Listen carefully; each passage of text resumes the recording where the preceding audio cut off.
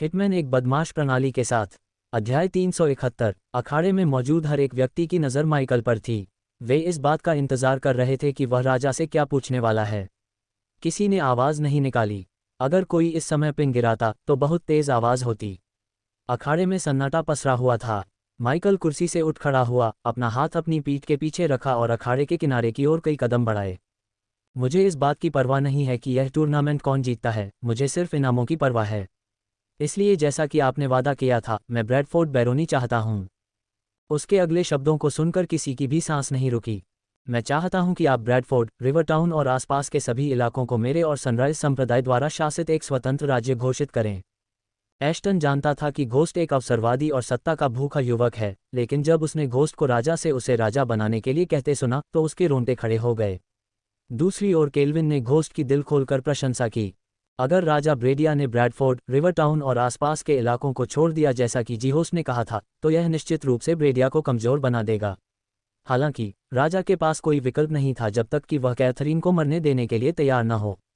कोई भी कमजोर राज्य शिकार के रूप में शिकार था और उसे थूसिया साम्राज्य में मिला दिया जाना चाहिए। इसलिए केल्विन ने घोस्ट के दावों का समर्थन किया। हमें कुछ करना होगा, पीटन।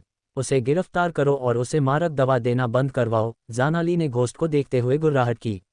एक संरक्षक के रूप में पीटन राजकुमारी के जीवन के साथ खिलवाड़ करने से घोस्ट को रोकना चाहता था। फिर भी पीटन के पूर्ण एहसास के बिना भी उसके दिल में नूह के प्रति घृणा का बीज अंकुरित हो गया। कोई पीटन को दोष नहीं दे सकता, उसने अपना जीवन गार्जियन गिल्ड को समर्पित कर दिया। अन्य सुंदरियों के विपरीत उसका कोई प्रेमी नहीं था। वह मौज मस्ती नहीं करती थी, वह गाला या बॉल की मेजबानी नहीं करती थी, वह केवल गार्जियन गिल्ड की सेवा करने पर ध्यान केंद्रित करती थी।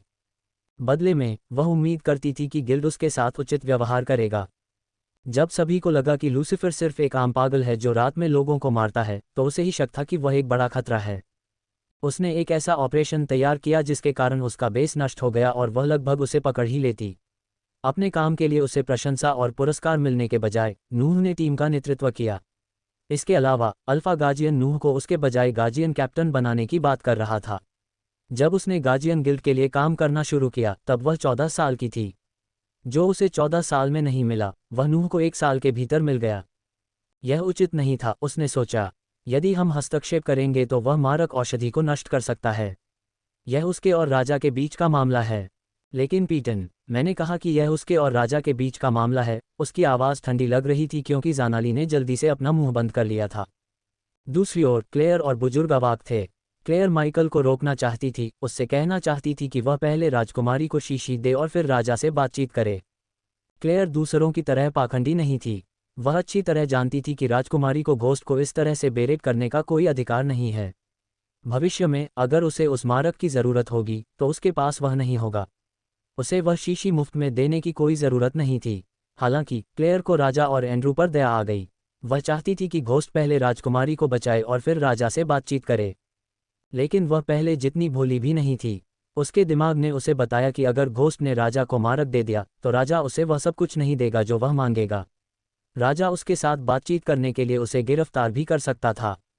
वह मर रही है। बुजुर्ग सैंड्रा ने खड़े होने की कोशिश की लेकिन एल्डरेना ने उसे रोक दिया। क्या आप सब भूल गए कि राजकुमारी ने घोस्ट को मारने की कोशिश की थी? अगर वह 1 सेकंड भी धीमा होता तो वह मंच पर लेटा होता। एल्डरेना ने अपने चेहरे पर हमेशा की तरह चमकदार मुस्कान के साथ कहा। एल्डरेना, हम अपने शिष्यों को मानवता, दया और क्षमा सिखाते हैं। वह जो कर रहा है वह हमारी हर बात के खिलाफ है। क्लेयर सैंड्रा और रेनर के बीच बातचीत सुनकर उलझन में पड़ गई। ऐसा लग रहा था कि दोनों ही सही थे। राजा को देखो, वह अब ब्रेडिया का राजा नहीं है, वह सिर्फ एक हताश पिता है। हमें उसकी मदद करनी चाहिए, एल्डरसैंड्रा ने कहा। एल्डरसैंड्रा, एल्डरेना ने फिर से उसकी कलाई पकड़कर उसे रोका। क्या तुम्हें याद है जब हम किंग ब्रेडिया से लोन मांगने गए थे? एल्डरेना के सवाल ने कुछ बुरी यादें ताज़ा कर दीं। क्लेयर ने खास तौर पर अपने दांत पीस लिए। एल्डरेना ने जो पूछा उसके बाद एल्डर्स को राजा पर दया नहीं आई। मुझे तुम्हारी यादें ताज़ा करने दो। ब्रेडिया के राजा महामहिम ने क्लेयर को अपनी उपपत्नी बनने के लिए कहा था। क्या तुम चाहती हो कि मैं बताऊं कि वह वास्तव में क्या चाहता था? रेना के चेहरे पर मुस्कान गायब हो गई। अपने जीवन में पहली बार कुछ शिष्यों ने एल्डरेना को ठंडा देखा। वह हमेशा एक गर्मजोशी भरा, दयालु और मजाकिया व्यक्ति था। और क्या तुम चाहते हो कि मैं तुम्हें वह समय याद दिलाऊं जब राजा ने हमें ब्रेडियन सेना के एक हिस्से को शामिल करने का आदेश दिया था, जिसने हमारी महिला शिष्यों को परेशान किया था और उनमें से कुछ के साथ बलात्कार किया था? एल्डर रेनर के शब्द और भी ठंडे होते गए। उसे उन लड़कियों की परवाह नहीं थी। वे लड़कियां अपने जीवन के लिए सदमे में थीं। 50 सोने के सिक्के, यही राजा ने उन्हें दिए। दया, मानवता और क्षमा केवल उन लोगों के लिए है जो इसके लायक हैं। एल्डरसैंड्रा। एल्डरसैंड्रा कुछ पलों के लिए बोल नहीं पाए। हम राजकुमारी को उसके पिता के किए की सजा नहीं भुगतने दे सकते, वह निर्दोष है। उसने प्यार के कारण घोस्ट को मारने की कोशिश की। इस बीच माइकल राजा को कांपते हुए देख रहा था। हर पल बीतता गया, राजा की चिंता उसके गुस्से पर हावी होती गई। कोई भी राज्य स्पष्ट रूप से वित्तीय और सैन्य शक्ति के बिना जीवित नहीं रह सकता। आखिरकार, अगर कोई और आपकी उदारता से दी गई चीज छीन ले तो महाराज को अच्छा नहीं लगेगा। माइकल ने एक पल के लिए रुककर लोगों को मुंह खोले हुए देखा और आगे कहा, मैं ज्यादा कुछ नहीं मांगूंगा, बस ब्रेडियन सेना का 1/3 हिस्सा और 1 साल के लिए वित्तीय सहायता जब तक कि हम अपने पैरों पर वापस नहीं खड़े हो जाते। राजा के मुंह से उसकी अपमानजनक मांगे सुनकर खून बहने लगा।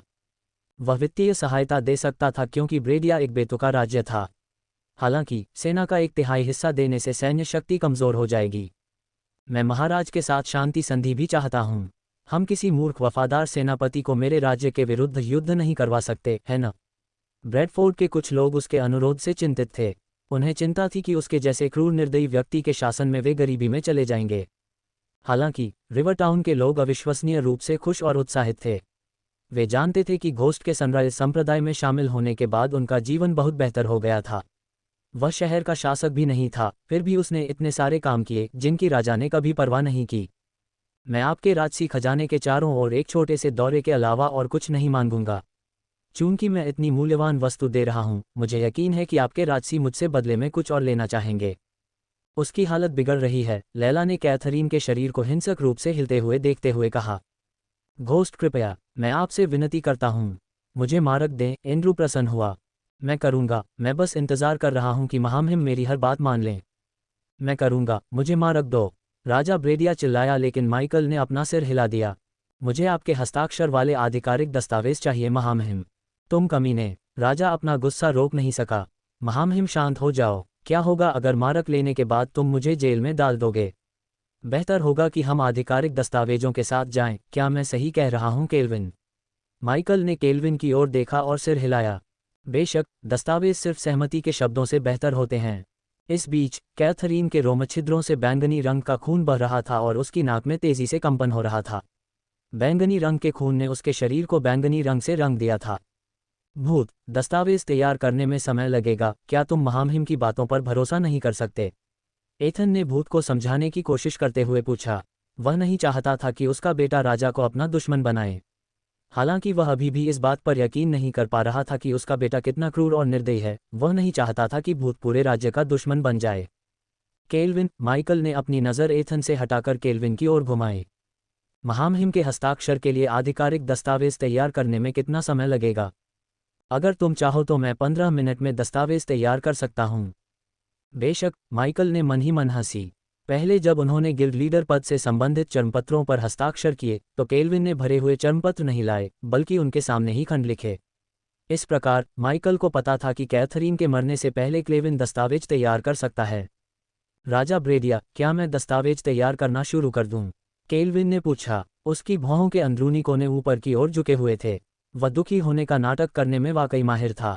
नहीं, मैं नहीं कर सकता, राजा ने अपनी सांस के नीचे बुदबुदाया।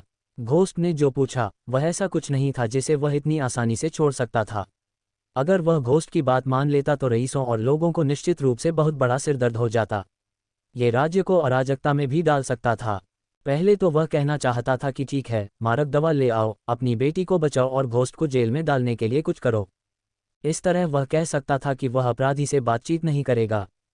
हालांकि अगर वह हजारों लोगों के सामने आधिकारिक दस्तावेजों पर हस्ताक्षर करता तो घोस्ट दूसरे राज्य का शासक बन जाता। राजा ब्रेडिया के पास दूसरे शासक पर कोई अधिकार नहीं था।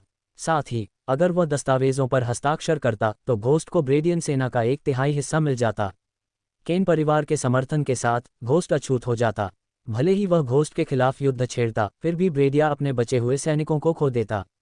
इसका नतीजा ये होता कि ब्रेडिया कमजोर हो जाती। लेडी एल्डन, तुम कब तक जहर को रोक सकती हो?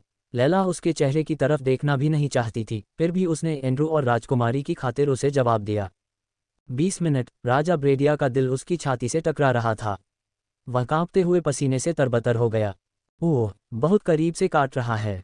टिक टॉक महाराज, टिक टॉक। तुम क्रूर कमीने, राजा ने गुर्राहट के साथ कहा। वह पूरी तरह से असहाय महसूस कर रहा था। वह उसके हाथों से मारक छीनकर उसे इस अवसर पर फांसी पर लटका देना चाहता था। कैथी सही थी, तुम एक राक्षस हो। जो कुछ भी हुआ, उसके बाद राजा को एहसास हुआ कि कैथरीन ने घोस्ट से शादी करने के बजाय अपनी जान क्यों ली। हालांकि राजा ब्रेडिया कभी भी कैथरीन की शादी किसी योद्धा के अलावा किसी और से नहीं करना चाहता था, लेकिन वह कैथरीन की शादी घोस्ट की बजाय एंड्रू जैसे किसी व्यक्ति से करना चाहता था। राजा एंड्रू की आंखों में प्यार, देखभाल और दुख देख सकता था। ये शुद्ध प्रेम था। राजा ने कैथरीन से यह न पूछने के लिए खुद को दोषी ठहराया कि वह किससे शादी करना चाहती है। यह उसका गुस्सा और जिद थी जिसने उसकी बेटी को जहर पिला दिया। घोस्ट के चेहरे पर जो मुस्कान थी वह अचानक गायब हो गई। वह राजा के सामने एक घुटने पर झुक गया। महाराज, क्या आपको लगता है कि मैं नहीं जानता कि आपने मेरे बुजुर्गों द्वारा 1 साल पहले मांगे गए ऋण के बदले में क्या मांगा? उसकी आवाज़ अचानक ठंडी लगने लगी। आपने कोशिश की संप्रदाय नेता क्लेयर को अपनी उपपत्नी के रूप में लेने के लिए अपनी हताशा का उपयोग करें। और हम दोनों जानते हैं कि तुम्हारे जैसे व्यक्ति के लिए उपपत्नी का क्या मतलब है। सूर्योदय संप्रदाय के बुजुर्गों और राजा के बहुत करीबी कुछ रईसों को छोड़कर राजा के अनुरोध के बारे में किसी को नहीं पता था। ये जैक ही था जिसने माइकल को अनुरोध के बारे में बताया। उस समय माइकल को नहीं पता था कि वह व्यक्तिगत रूप से राजा से मिलेगा और राजकुमारी के मरते हुए शरीर पर उससे बातचीत करेगा। चूंकि क्लेयर एक असाधारण सुंदरी थी, इसलिए माइकल जानता था कि राजा जैसे लोगों के लिए उसे प्रपोज करना स्वाभाविक है। हालांकि जब राजा ने मासूम बनने की कोशिश की और उसे राक्षस कहा, तो उसने सभी को राजा की असली मासूमियत के बारे में बताने का फैसला किया। राजा अवाक रह गया। घोस्ट की आंखों को देखकर राजा के अंदर कुछ सिहरन पैदा हो गई। उसे लगा जैसे कोई जानवर सीधे उसकी आत्मा में झांक रहा है, उसे जिंदा ही खा जाने का इंतजार कर रहा है। राजा उसके सामने बहुत कमजोर महसूस कर रहा था। और क्या मैं तुम्हें वह समय याद दिलाऊं जब तुमने उन लड़कियों के लिए पारिश्रमिक के रूप में 50 सोने के सिक्के पेश किए थे जिनका तुम्हारे सैनिकों ने बलात्कार किया था, जो तुम्हारे आदेश के कारण संप्रदाय में रुके थे? माइकल राजा की पीठ थपथपाए और फिर खड़े हो गए। अगर आप उनकी इतनी परवाह करते हैं तो आपको उन्हें दंडित करने का कोई तरीका ढूंढ लेना चाहिए था, लेकिन आप एक मासूम लड़की को दंडित कर रहे हैं। इमेल्डा ने एंड्रूज के सामने अपनी आवाज़ उठाई। मासूम? हा हा हा। अचानक सभी को आश्चर्यचकित करते हुए माइकल जोर से हंसने लगा। ये राजकुमारी ही थी जिसने 50 सोने के सिक्कों की कीमत तय की थी। 50 सोने के सिक्के हर एक के लिए नहीं, बल्कि सभी 8 लड़कियों के लिए। उन्हें आपस में सिक्के बांटने थे। किस आधार पर? किसका बलात्कार ज्यादा बुरा हुआ था? असल में क्या बकवास है। कई आम लोग सदमे में आ गए। जो लोग राजकुमारी पर दया करते थे और घोस्ट से नफरत करते थे, वे अब राजकुमारी को एक नई रोशनी में देख रहे थे। राजकुमारी ने तय किया कि एक लड़की की मासूमियत 7 या 8 सोने के सिक्कों से है। इस दुनिया में कोई भी मासूम नहीं है। हर कोई किसी न किसी की नज़र में खलनायक है। लेकिन एंड्रू ने बड़बड़ाते हुए कहा, क्या अगर भूमिकाएं उलट दी जाती और राजा के पास मारक होता, तो क्या आप में से कोई सोचता है कि वह मुझे मुफ्त में ये दे देता? उसने अखाड़े में इधर उधर देखा, लेकिन कोई भी सिर हिलाता हुआ नहीं दिखा। तो मैं क्यों करूं? भूत। ठीक उसी समय केल्विन दस्तावेज लेकर आया। उसने माइकल को चर्मपत्र सौंप दिए। अंत में माइकल ने राजा से अपनी नज़र हटाकर चर्मपत्र की सामग्री पर ध्यान दिया। उसने 1 मिनट में पूरे 10 पेज के दस्तावेज को पढ़ लिया। मुझे यहाँ किसी को कुछ साबित करने की ज़रूरत नहीं है। यह आपकी महारानी है जिसे अपना प्यार साबित करना है। या तो आप इस पर हस्ताक्षर करके अपनी बेटी को बचा सकते हैं या उसे अपनी बाहों में धीरे धीरे मरते हुए देख सकते हैं। चुनाव आपका है। माइकल ने चर्मपत्र राजा की ओर फेंक दिया। मुझे लगता है कि आपके पास निर्णय लेने के लिए 10 मिनट हैं, महारानी। इस पर हस्ताक्षर कर दीजिए। एंड्रू ने राजा के चेहरे पर फेंकने से पहले चर्मपत्र को जमीन से उठाया। राजा के हाथ कांप उठे। एक तरफ उसके पास उसकी उड़ने वाली बेटी थी, दूसरी तरफ उसके पास कुछ ऐसा था जो उसके राज्य को विभाजित कर सकता था और संभवतः राज्य को अराजकता में डाल सकता था। महाराज, ये सोचने का समय नहीं है। कृपया उन पर हस्ताक्षर करें और अपनी बेटी को बचाएं, एथन ने कहा। अपने कांपते हुए हाथ से राजा ने आखिरकार दस्तावेज पर हस्ताक्षर कर दिए। उसका दिल उसकी छाती से टकरा रहा था। रिकी को अन्य शिष्यों के साथ रोंगटे खड़े हो रहे थे। ऐसा लग रहा था जैसे कल ही उसने रिवर टाउन के द्वार पर एक पूर्ण काले कपड़े पहने युवक को देखा था। अब वह युवक अपने राज्य का राजा बनने वाला था। वह चाहता था कि डैनियल इस ऐतिहासिक क्षण को देखने के लिए यहाँ होता। महाराज भूत की जय हो। रिकी खुद को रोक नहीं सका और उसने जितना हो सका उतनी जोर से चिल्लाया, जय हो महामहिम भूत, जय हो महामहिम भूत, जय हो महामहिम भूत, जय हो महामहिम भूत, जय हो महामहिम भूत। धीरे धीरे रिवर टाउन के लोग और सनराइज संप्रदाय के अनुयायी एक साथ दहाड़ने लगे। चीखों को अनदेखा करते हुए माइकल ने अपना हाथ आगे बढ़ाया क्योंकि चर्मपत्र सीधे उसके हाथों में उड़ गए। उसने कुछ पलों के लिए दस्तावेजों की जांच की और फिर मुस्कुराहट के साथ सिर हिलाया। अपने सौदे का अंत रखो, लैला ने अपना हाथ आगे बढ़ाया। बेशक, माइकल ने लैला को मारक फेंक दिया। बच्चे, तुम राजा बन गए। एश्टन अभी भी सदमे में था। उसने कभी नहीं सोचा था कि टूर्नामेंट इस तरह से बदल जाएगा। उसने खुद का राज्य हासिल करने के लिए राजकुमारी को अस्वीकार कर दिया। इसके अलावा उसने ब्रेडियन सेना का 1/3 हिस्सा भी कमान के लिए हासिल कर लिया था। राजा भूत, इसका नाम अच्छा लग रहा है। जब क्लेविन, भूत और एश्टन भविष्य पर चर्चा करने में व्यस्त थे, लैला ने धीरे से कैथरीन के मुंह में मारक डाला। जैसे ही मारक ने कैथरीन के होठों को छुआ, उसका शरीर हिल गया। जल्द ही उसका शरीर धीरे धीरे बैंगनी रंग खोने लगा और उसकी त्वचा धीरे धीरे फिर से गुलाबी हो गई। कैथी, एंड्रू और राजा दोनों की आंखों से खुशी के आंसू बह निकले। हर कोई राजकुमारी को देख रहा था, उसके आंखें खोलने का इंतजार कर रहा था। केवल डायना ने अपने बेटे भूत को देखा। उसकी अपनी बहन सहित अधिकांश लोग उसे दुष्ट समझ रहे थे, लेकिन वे ये समझने में विफल रहे कि अगर उसका बेटा न होता तो राजकुमारी मर जाती। उसने उसे बचा लिया। कैथरीन, एंड्रू ने देखा कि कैथरीन ने धीरे धीरे अपनी आंखें खोलीं। उसने एंड्रू को देखा और फिर अपने पिता के चिंतित चेहरे को देखा। पिता, तुम बदमाश हो। राजा ब्रेडिया ने उसे बहुत कसकर गले लगाया और अपने सीने से लगा लिया। एंड्रू उसे गले लगाने के लिए इंतजार नहीं कर सकता था। उसे बता सकता था कि वह उससे कितना प्यार करता है और उसने अपनी जान लेने की कोशिश करके उसे कितना दुख पहुंचाया है। उनका प्यार भरा मिलन कुछ मिनटों तक जारी रहा, इससे पहले कि कैथरीन ने घोस्ट को एक लंबे चर्मपत्र को गंभीरता से पढ़ते हुए देखा, बिना उसकी ओर देखे। धीरे धीरे उसे आश्चर्य होने लगा कि वे उसे कैसे बचा पाए। उसे बताया गया कि 5 सिर वाले सांप का जहर पीने के बाद उसे बचाना लगभग असंभव था। लैला खड़ी हो गई जब एंड्रू ने उसका हाथ पकड़कर उसे धन्यवाद दिया। सबरीना जल्दी से लैला के पास आकर खड़ी हो गई। विंस्टन ने उसे घेर लिया। लैला उन्हें यूं ही भगा नहीं सकती थी। बुराई से लड़ने के लिए प्रशिक्षित व्यक्ति के रूप में लैला ने एक 7वीं इंद्री विकसित की जो उसके सबसे बुरे अस्तित्व को इंगित करती है। बुरे प्राणियों के अलावा वह सभी किसी के दिल में अंधेरा महसूस कर सकती थी। जब वह पहली बार घोस्ट से मिली तो उसने उसके दिल में अंधेरा महसूस किया। हालांकि उसने इसे अनदेखा कर दिया क्योंकि दुनिया में हर किसी के दिल में अंधेरा था।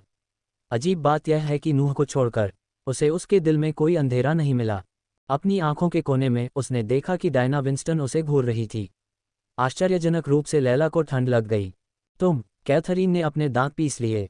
सब ठीक है कैथरीन, सब ठीक है। एंड्रू ने उसके कंधे पर थपथपाया।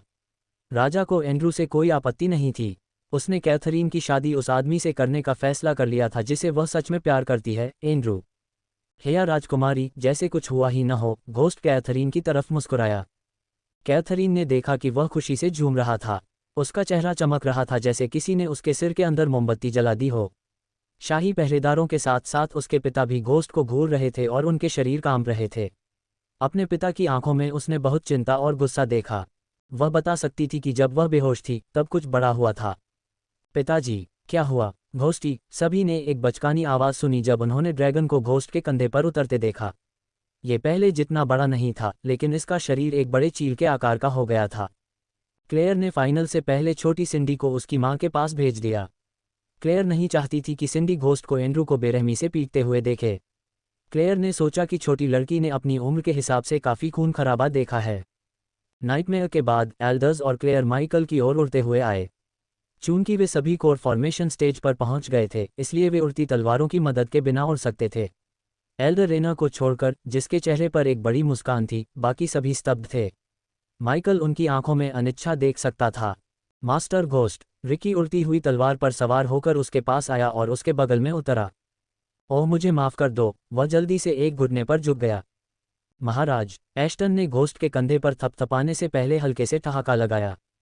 तुम्हें बहुत कुछ निपटाना है, लेकिन 3 दिन में जागीर में आ जाओ। हम शादी का जश्न मनाने के लिए एक समारोह आयोजित करेंगे। तुम्हें आना ही होगा।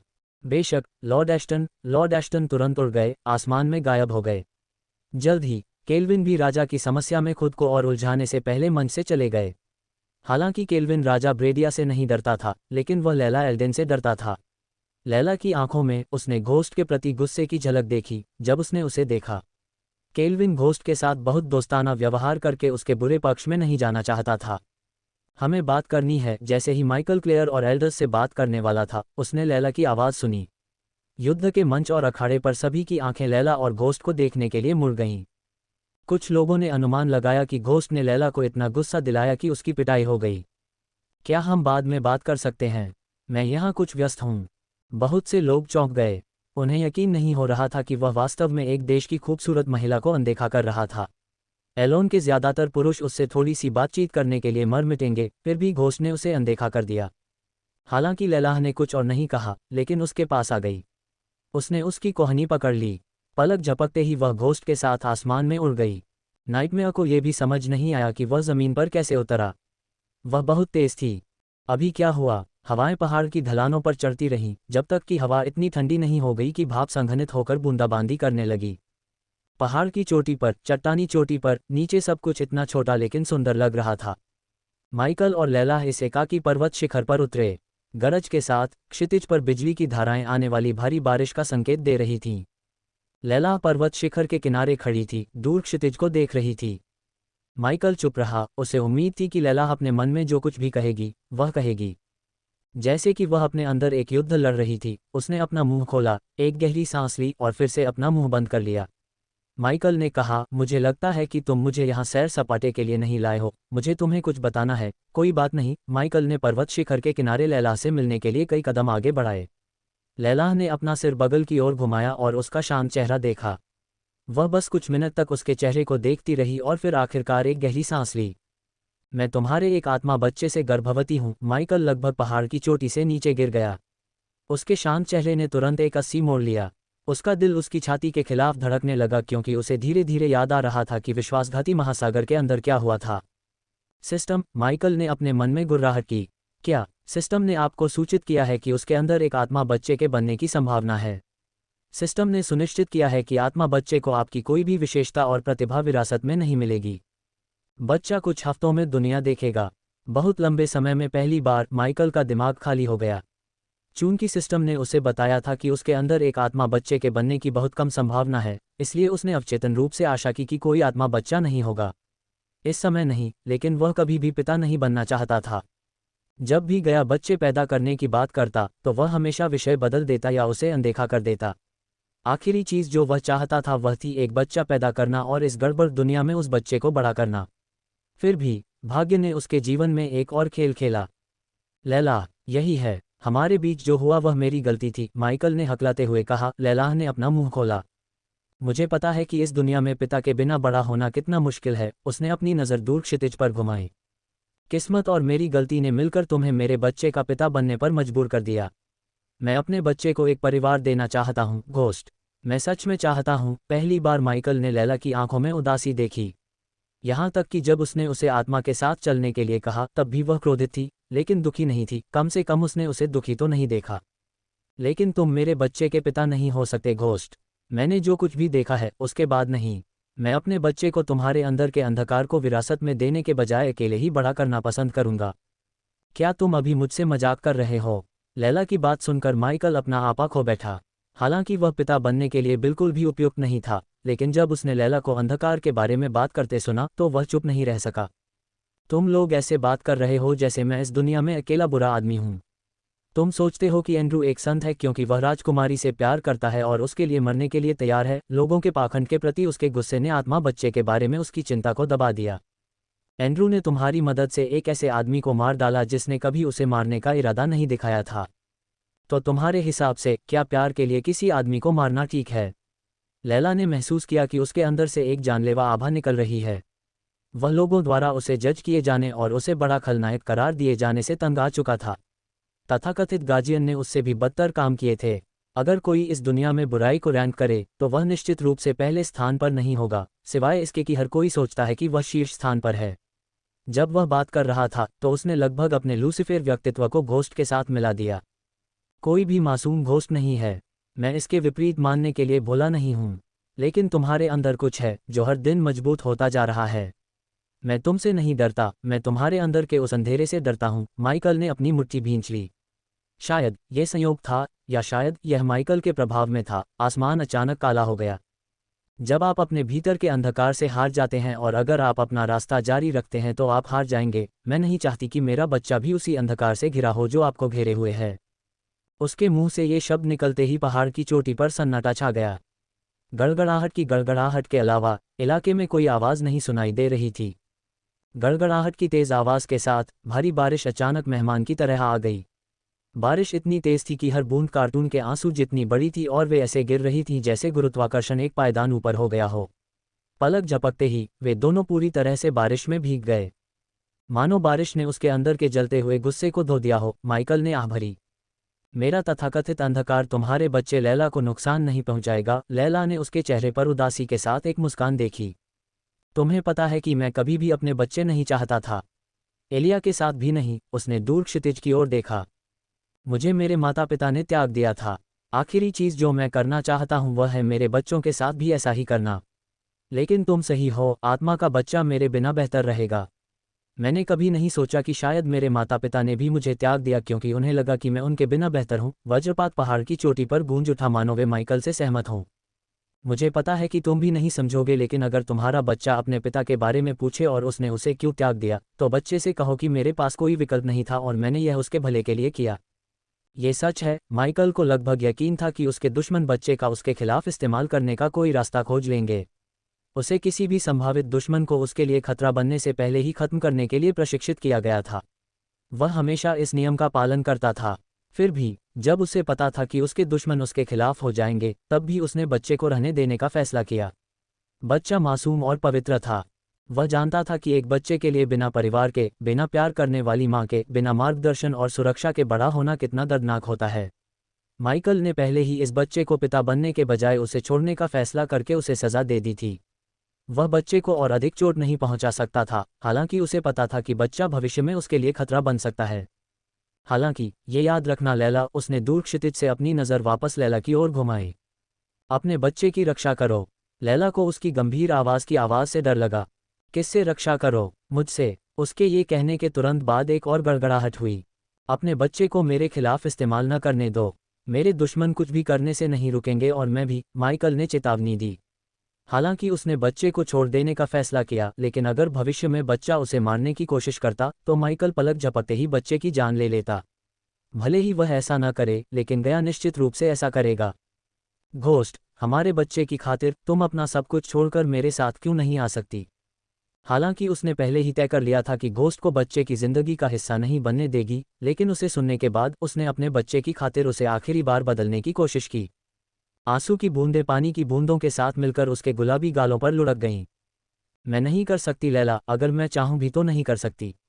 जैसा कि तुमने कहा, अगर मैं आसपास रहूंगी तो मैं बच्चे को अच्छाई से ज्यादा नुकसान पहुंचाऊंगी। जबकि उसकी आंखों से आंसू बेकाबू होकर बह रहे थे, उसने देखा कि वह उसकी ओर आ रहा है।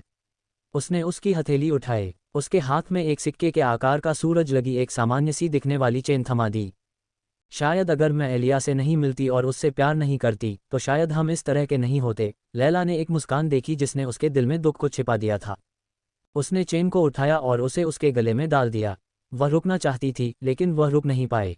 बच्चा भाग्यशाली है कि उसे तुम जैसी माँ मिली है लैला। उसके शरीर का हर एक रेशा उसे गले लगाना चाहता था, भले ही उसने उसे पहले कैसा महसूस कराया हो। सारा गुस्सा, क्रोध और सब कुछ एक पल में उसके दिल से गायब हो गया। लेकिन इससे पहले कि उसका दिल उसके दिमाग पर हावी हो पाता और उसे गले लगाने के लिए मजबूर कर पाता, वह उससे कई कदम पीछे हट गया। दोनों ने कुछ मिनटों तक चुपचाप एक दूसरे की आंखों में देखा। फिर लैला कहा, मुझे तुमसे कुछ और चाहिए भूत। यह आखिरी चीज होगी जो मैं तुमसे मांगूंगी। उसकी आवाज़ भावनाओं के मिश्रण में कांप रही थी। मांगो। बच्चे को एक भौतिक शरीर देने के लिए मुझे तुम्हारा खून चाहिए। वह उसकी बातें तब रुक गईं जब उसने देखा कि वह अपनी पीठ से तलवार निकाल रहा है। एक भी शब्द बोले बिना उसने अपनी धारदार तलवार से अपनी हथेली काट ली। बड़े घाव से गाढ़ा काला खून बह निकला। खून की बूंदें शीशी में टपकने लगीं और शीशी में तेजी से उसका खून भर गया। जब वह पीछे मुड़ा तो शीशी धीरे धीरे उसकी ओर तैरने लगी। खून अभी भी उसके हाथ से बह रहा था। खराब दूध भी सफ़ेद होता है लैला। आप जो कुछ भी देखते और मानते हैं वह हमेशा सही नहीं होता। अपने बच्चे को ये दिखाते हुए बड़ा करो कि ये दुनिया वास्तव में कैसे काम करती है लैला। उसने उसे एक आखिरी नज़र देने के लिए अपने कंधे पर देखा। अलविदा लैला। जब एक अजीब खालीपन और दुख उसके दिल को भर रहा था तो उसने घोस्ट को काले बादलों में गायब होते देखा। ब्रैडफोर्ड की बैरोनी को एक विशाल जंगल की वनस्पतियों के बीच बनाया गया था और यह वास्तव में एक क्लासिक घटना थी। इसकी उपस्थिति भव्य जंगलों की पृष्ठभूमि से मेल खाती थी जिसने बैरोनी को आज के रूप में आकार देने में मदद की है। इन जंगलों से लाए गए व्यापार संसाधन बहुत महत्वपूर्ण थे, लेकिन जब वास्तुकला के डिज़ाइन की बात आई तो वे भी प्रभावशाली थे क्योंकि अधिकांश इमारतों को जंगलों के अनुरूप रखने के लिए कई प्राकृतिक तत्वों के साथ बनाया गया है। क्षितिज या तो सुंदर 2 मंजिला या राजसी 3 मंजिला इमारतों से भरा हुआ था। ब्रैडफोर्ड में जीवन बहुत अच्छा था, इसने बहुत ध्यान आकर्षित किया था। कुछ नई संस्कृतियों ने न केवल व्यापार और संबंधों पर बल्कि बैरोनी की पहचान पर भी अपनी छाप छोड़ी थी। ब्रैडफोर्ड बैरोनी में 2 शहर थे, ब्रैडफोर्ड और रिवर टाउन। दोनों शहरों को हरे भरे विशाल जंगल और हिनलिंग नदी ने अलग किया था। दोनों शहरों को जोड़ने वाली मुख्य सड़क अच्छी तरह से बनाए रखी गई थी और सफ़ेद पत्थर से पक्की थी। इस प्रकार सड़क को पल रोड कहा जाता था। नाशपाती की सड़क के दोनों ओर लाल मेपल के पेड़ खड़े थे जैसे कि वे सड़क के रक्षक हों। इस समय मेपल के पेड़ों पर भारी बारिश हो रही थी और पेड़ हवा में लहरा रहे थे। पेगासी द्वारा खींची जाने वाली 2 गाड़ियों को छोड़कर सड़क पर कुछ भी दिखाई नहीं दे रहा था। एक गाड़ी में किंगडम ब्रैडफोर्ड का पहला राजा था। अन्य राजाओं के विपरीत ये राजा न तो सैनिकों की एक बटालियन के साथ यात्रा करता था और न ही शाही रक्षकों के एक समूह के साथ। ये सुंदर है। माइकल ने नाचते हुए लाल मेपल के पेड़ों को देखने के लिए पर्दा हटा दिया। पिछली बार जब वह ब्रैडफोर्ड गया था तो वह पेड़ों के ऊपर से उड़ रहा था, इसलिए वह उनकी भव्यता को देखने में विफल रहा। तो रिकी, तुम ब्रैडफोर्ड के बारे में क्या जानते हो? माइकल के सवाल ने रिकी को वास्तविकता में वापस ला दिया। उसने कभी नहीं सोचा था कि वह एक राजा का दाहिना हाथ बन जाएगा। एक मामूली गेट गार्ड से राजा का दाहिना हाथ बनने तक उसे विश्वास नहीं हो रहा था कि घोस्ट से मिलने के बाद से उसकी जिंदगी में क्या बदलाव आया है। ठीक है महाराज बैरोनी। बकवास। रिकी ने अपने सिर के पीछे खुद को थप्पड़ मारा। ब्रैडफोर्ड के राज्य में 2 शहर हैं, ब्रैडफोर्ड और रिवर टाउन। हालांकि वे रिवर टाउन को एक शहर कहते हैं, लेकिन जब तक आप संप्रदाय में शामिल नहीं हुए तब तक शहर सनराइज संप्रदाय के साथ साथ पतन की ओर था। हालांकि ब्रैडफोर्ड शहर बैरन टोटोंग के शासन में समृद्ध हुआ। माइकल ने रिकी को एक गहरी सांस छोड़ते हुए सुना। क्या महाराज, मुझे बैरन टोटोंग पर दया आ रही है? क्या ऐसा है? माइकल ने अपनी गोद में सो रहे नाइटमेयर के सिर को धीरे से सहलाते हुए पूछा। अफवाह है कि जब से लूसीफर ने मिस जेन को मार डाला और उसके शव को जागीर के ऊपर लटका दिया तब से बैरन का वास्तविकता से कोई संबंध नहीं रहा। लोग कहते हैं कि वह पागल हो गया है। लोग लूसीफर के बारे में क्या कहते हैं?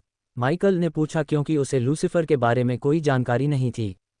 लूसीफर नाम सुनते ही रिकी कांप उठता था। कुछ पंथवादी जो गुप्त रूप से लूसीफर को अपना भगवान मानते हैं के विपरीत रिकी कभी भी लूसीफर से मिलना नहीं चाहता था। जेन के बुरी तरह से क्षत विक्षत शरीर को देखकर उसे बुरा सपना आया। रिकी ने हत्याओं और मौतों का अपना हिस्सा देखा था, लेकिन लूसीफर ने जेन के साथ जो किया वह कुछ और ही था। रिकी पागल होने के लिए बैरन टोटोंग को दोष नहीं देता, क्योंकि कोई भी पिता जो अपनी बेटी से प्यार करता है उसकी जगह पागल हो जाएगा। रिकी, माइकल ने उसे फिर से पुकारा क्योंकि रिकी वास्तविकता में वापस आ गया।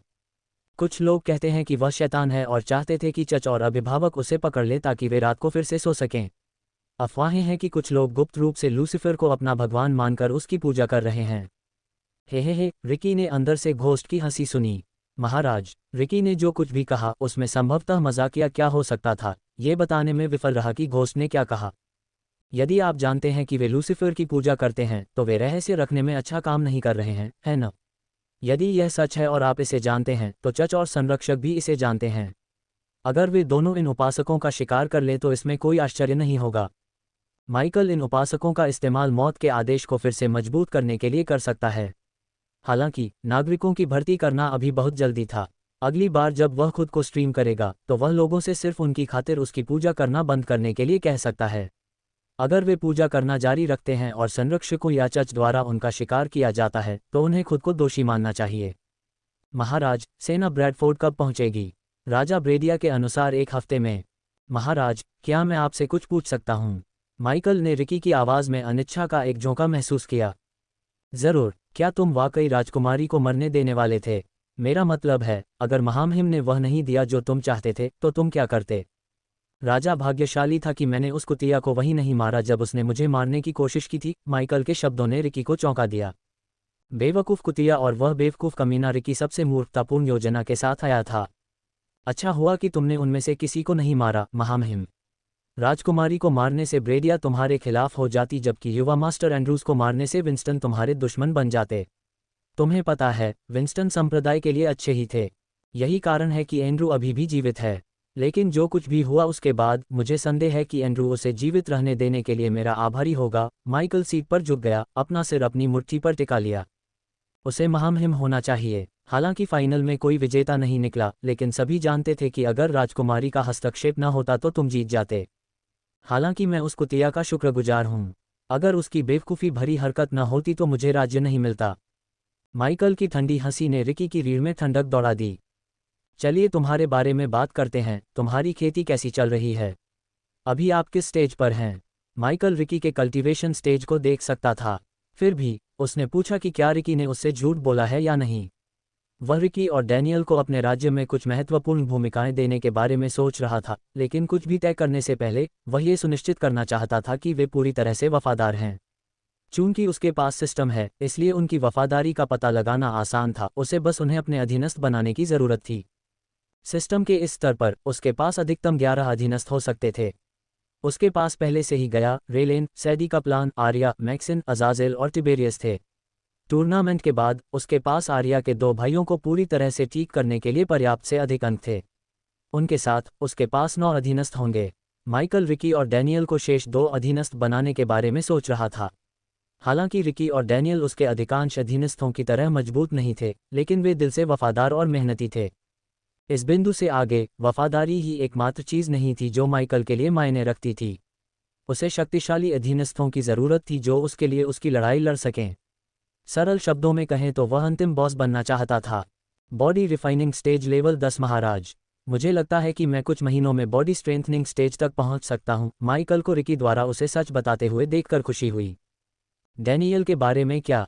आह, रिकी ने फिर से आह भरी। बेचारा बॉडी रिफाइनिंग स्टेज लेवल 8 महाराज पर अटका हुआ है। माइकल को यह स्पष्ट था कि रिकी और डैनियल में साधना के लिए कोई प्रतिभा नहीं है। उसने उन्हें गोलियों और औषधि के लायक सैकड़ों हजारों सोने के सिक्के दिए थे, फिर भी वे बॉडी रिफाइनिंग स्टेज पर अटके हुए थे। अगर गोलियां और औषधियां नहीं होती तो इसमें कोई संदेह नहीं था कि वे बॉडी रिफाइनिंग स्टेज तक नहीं पहुंच पाते। ब्रेडफोर्ड में सब कुछ ठीक हो जाने के बाद डैनियल के साथ मुझसे मिलने आना। तुम दोनों बहुत कमज़ोर हो। हमें इसे ठीक करने की ज़रूरत है। रिकी को हर जगह रोंगटे खड़े हो गए। दुनिया में हर कोई सत्ता से प्यार करता है और रिकी अपवाद नहीं था। अगर कोई रिकी और डैनियल को प्रतिभाशाली बना सकता था तो वह घोस्ट था। जब स्वर्ग से बारिश उन पर बरस रही थी तो वे ब्रैडफोर्ड शहर की ओर बढ़ गए जहां बैरन की जागीर स्थित थी। जो लोग टूर्नामेंट में शामिल नहीं हुए थे उन्हें इस बात का बिल्कुल भी अंदाज़ा नहीं था कि उनकी बैरन की जागीर एक अलग राज्य बन गई है और उनका नया राजा घोस्ट ऑफ रिवर टाउन है। खिड़की से माइकल ने दूर से शहर की दीवार देखी। नाइटमेयर उसकी गोद में आराम से सो रहा था। रिकी ने शहर की दीवारों के ऊपर तीरंदाजों का एक झुंड देखा। भारी बारिश के बावजूद वे दीवार के ऊपर गश्त कर रहे थे। शहर के मुख्य द्वार के सामने कुछ बख्तरबंद गार्ड बाहर खड़े थे। चून की गाड़ियों के ऊपर सनराइज संप्रदाय का झंडा लगा हुआ था, इसलिए बख्तरबंद गार्डों ने घमंडी होने की हिम्मत नहीं की, क्योंकि वे रिकी के गाड़ी को धीमा करने का इंतजार कर रहे थे। गाड़ी, गेट खोलो। रिकी की आवाज़ और व्यवहार अब किसी नम्र बच्चे जैसा नहीं था। ऐसा लग रहा था जैसे वह बख्तरबंद गार्डों को गेट खोलने का आदेश दे रहा हो। बख्तरबंद गार्डों ने अपने चेहरे को ढकने वाले हेलमेट पहने हुए थे, इसलिए रिकी उनके चेहरों पर दिखाई देने वाली नाराज़गी को नहीं देख सका। माइकल धैर्यपूर्वक रिकी के गार्डों से निपटने का इंतजार कर रहा था। उसे इस बात से कोई फर्क नहीं पड़ा कि रिकी कैसा बोल रहा था। जहां तक उसका सवाल था, उसके अधीनस्थों को रीढ़विहीन काय नहीं होना चाहिए। बैरन ने हमें आदेश दिया है कि हम किसी को भी अंदर या बाहर न आने दें, 5 बख्तरबंद गार्डों में से एक ने क्रोधी स्वर में कहा। क्यों? रिकी ने भौहें सिकोड़ी। संरक्षक और बैरन जांच कर रहे हैं। हमारा आदेश है कि किसी को भी अंदर या बाहर न आने दें। जब तक बैरन हमें आप लोगों को अंदर आने का आदेश नहीं देता, हम कुछ नहीं कर सकते। एक और गार्ड बोला, लेकिन वह उस गार्ड जितना क्रोधी नहीं था जिसने अभी कुछ देर पहले बात की थी। क्या आप जानते हैं कि गाड़ी के अंदर कौन है? घोस्ट की वजह से रिकी को कवचधारी गार्डों से सीना तानकर बात करने की हिम्मत मिली। वह अब गेट गार्ड रिकी नहीं था, वह खुद राजा का दाहिना हाथ था। जल्द ही ये गार्ड उसके सामने सिर झुकाएंगे। कौन? क्रोधित गार्ड रिकी के अहंकारी रवैये को और बर्दाश्त नहीं कर सका। तुम्हारा राजा। रिकी की बात सुनकर बख्तरबंद गार्ड और तीरंदाज दंग रह गए। कुछ पलों के लिए वे अवाक रह गए। वे इतने लंबे समय तक जीवित रहे कि उन्हें पता था कि ब्रेडिया का राजा शाही गार्ड और आगे पीछे कई गाड़ियों के बिना नहीं आएगा। इसके अलावा उन्हें राजा के ब्रैडफोर्ड आने की कोई सूचना नहीं मिली। पिछली बार जब उन्होंने सुना था तो राजा टूर्नामेंट में जा रहे थे। यहाँ उन्हें ये दिखाओ। रिकी और उसके बीच की खाई से माइकल ने रिकी को राजा ब्रेडिया की मुहर वाला चर्मपत्र भेजा। माइकल गेट गार्ड को पीटकर किसी भी तरह की परेशानी नहीं पैदा करना चाहता था। आखिरकार वे बस अपना काम कर रहे थे। हालांकि माइकल जानता था कि वे बस अपना काम कर रहे थे, लेकिन जब वे उसके रास्ते में खड़े थे तो उसे उन्हें पीटने की इच्छा हुई। वह महसूस कर सकता था कि उसके अंदर कुछ बदल रहा है। यह एक ऐसा एहसास था जिसे बयान नहीं किया जा सकता। यहाँ तक कि स्पेक्टर और डार्क अंडरवर्ल्ड के हिटमैन ने भी माइकल के प्यारे अनाथालय का नरसंहार किया। माइकल ने उन्हें प्रताड़ित नहीं किया। उसने बस उनमें से हर एक को मार डाला, जिसमें वह लड़की भी शामिल थी जिससे वह प्यार करता था, जिसने उसे स्पेक्ट्रे की योजना के बारे में नहीं बताया था। इससे पहले उसे कभी भी यातना देने की इच्छा महसूस नहीं हुई थी, सिवाय केल्विन से मिलने के। वह अब्रास को धोखा देने वाले हर व्यक्ति को यातना देना चाहता था। वह अराजकता पैदा करना चाहता था। उसने सिस्टम से अपनी नई भावनाओं के बारे में पूछा, लेकिन सिस्टम के पास कोई जवाब नहीं था। फिर भी माइकल को उसके बारे में कुछ अलग महसूस हो रहा था। गार्ड ने देखा कि युवक गाड़ी के अंदर मौजूद किसी भी व्यक्ति से चर्मपत्र ले रहा था। चूंकि टूर्नामेंट विजेता का जश्न कल होना था, इसलिए उन्होंने कभी नहीं सोचा था कि घोस्ट या कोई भी प्रतिभागी ब्रैडफोर्ड आएगा। जहां तक उनका सवाल था, सनराइज संप्रदाय के झंडे वाली 2 गाड़ियों पर संप्रदाय के मेहमान बैठे थे। रिकी ने गाड़ी से नीचे छलांग लगाई और चर्मपत्र को अपने फर कोट के नीचे रखा ताकि बारिश से वह भीग न जाए। पढ़ना कौन जानता है? रिकी ने पूछा, जबकि गार्ड एक दूसरे को देख रहे थे। अंत में दीवार से एक तीरंदाज सीढ़ी से नीचे खिसक कर उनके पास आया। आसपास के 12 गार्डों में से सिर्फ एक को पढ़ना आता था। हालांकि रिकी को आश्चर्य नहीं हुआ। एक सैनिक के लिए पढ़ना या लिखना जानना जरूरी नहीं था। शिक्षा सिर्फ रईसों और अमीरों के लिए थी। अगर घोस्ट ने पढ़ना या लिखना सीखने का सख्त आदेश नहीं दिया होता तो रिकी भी उनके जैसा ही होता, अनपढ़। यहाँ रिकी ने तीरंदाज को चर्मपत्र सौंप दिया। बख्तरबंद पहरेदार तीरंदाज और उसके हाथ में चर्मपत्र को घूर रहे थे। वे अनपढ़ हो सकते हैं, लेकिन चर्मपत्र की गुणवत्ता को देखकर वे बता सकते थे कि चर्मपत्र निश्चित रूप से किसी राजा या कुलीन व्यक्ति से आया है। धनुर्धर ने चर्मपत्र को ध्यान से खोला और उसमें लिखी सामग्री को पढ़ा।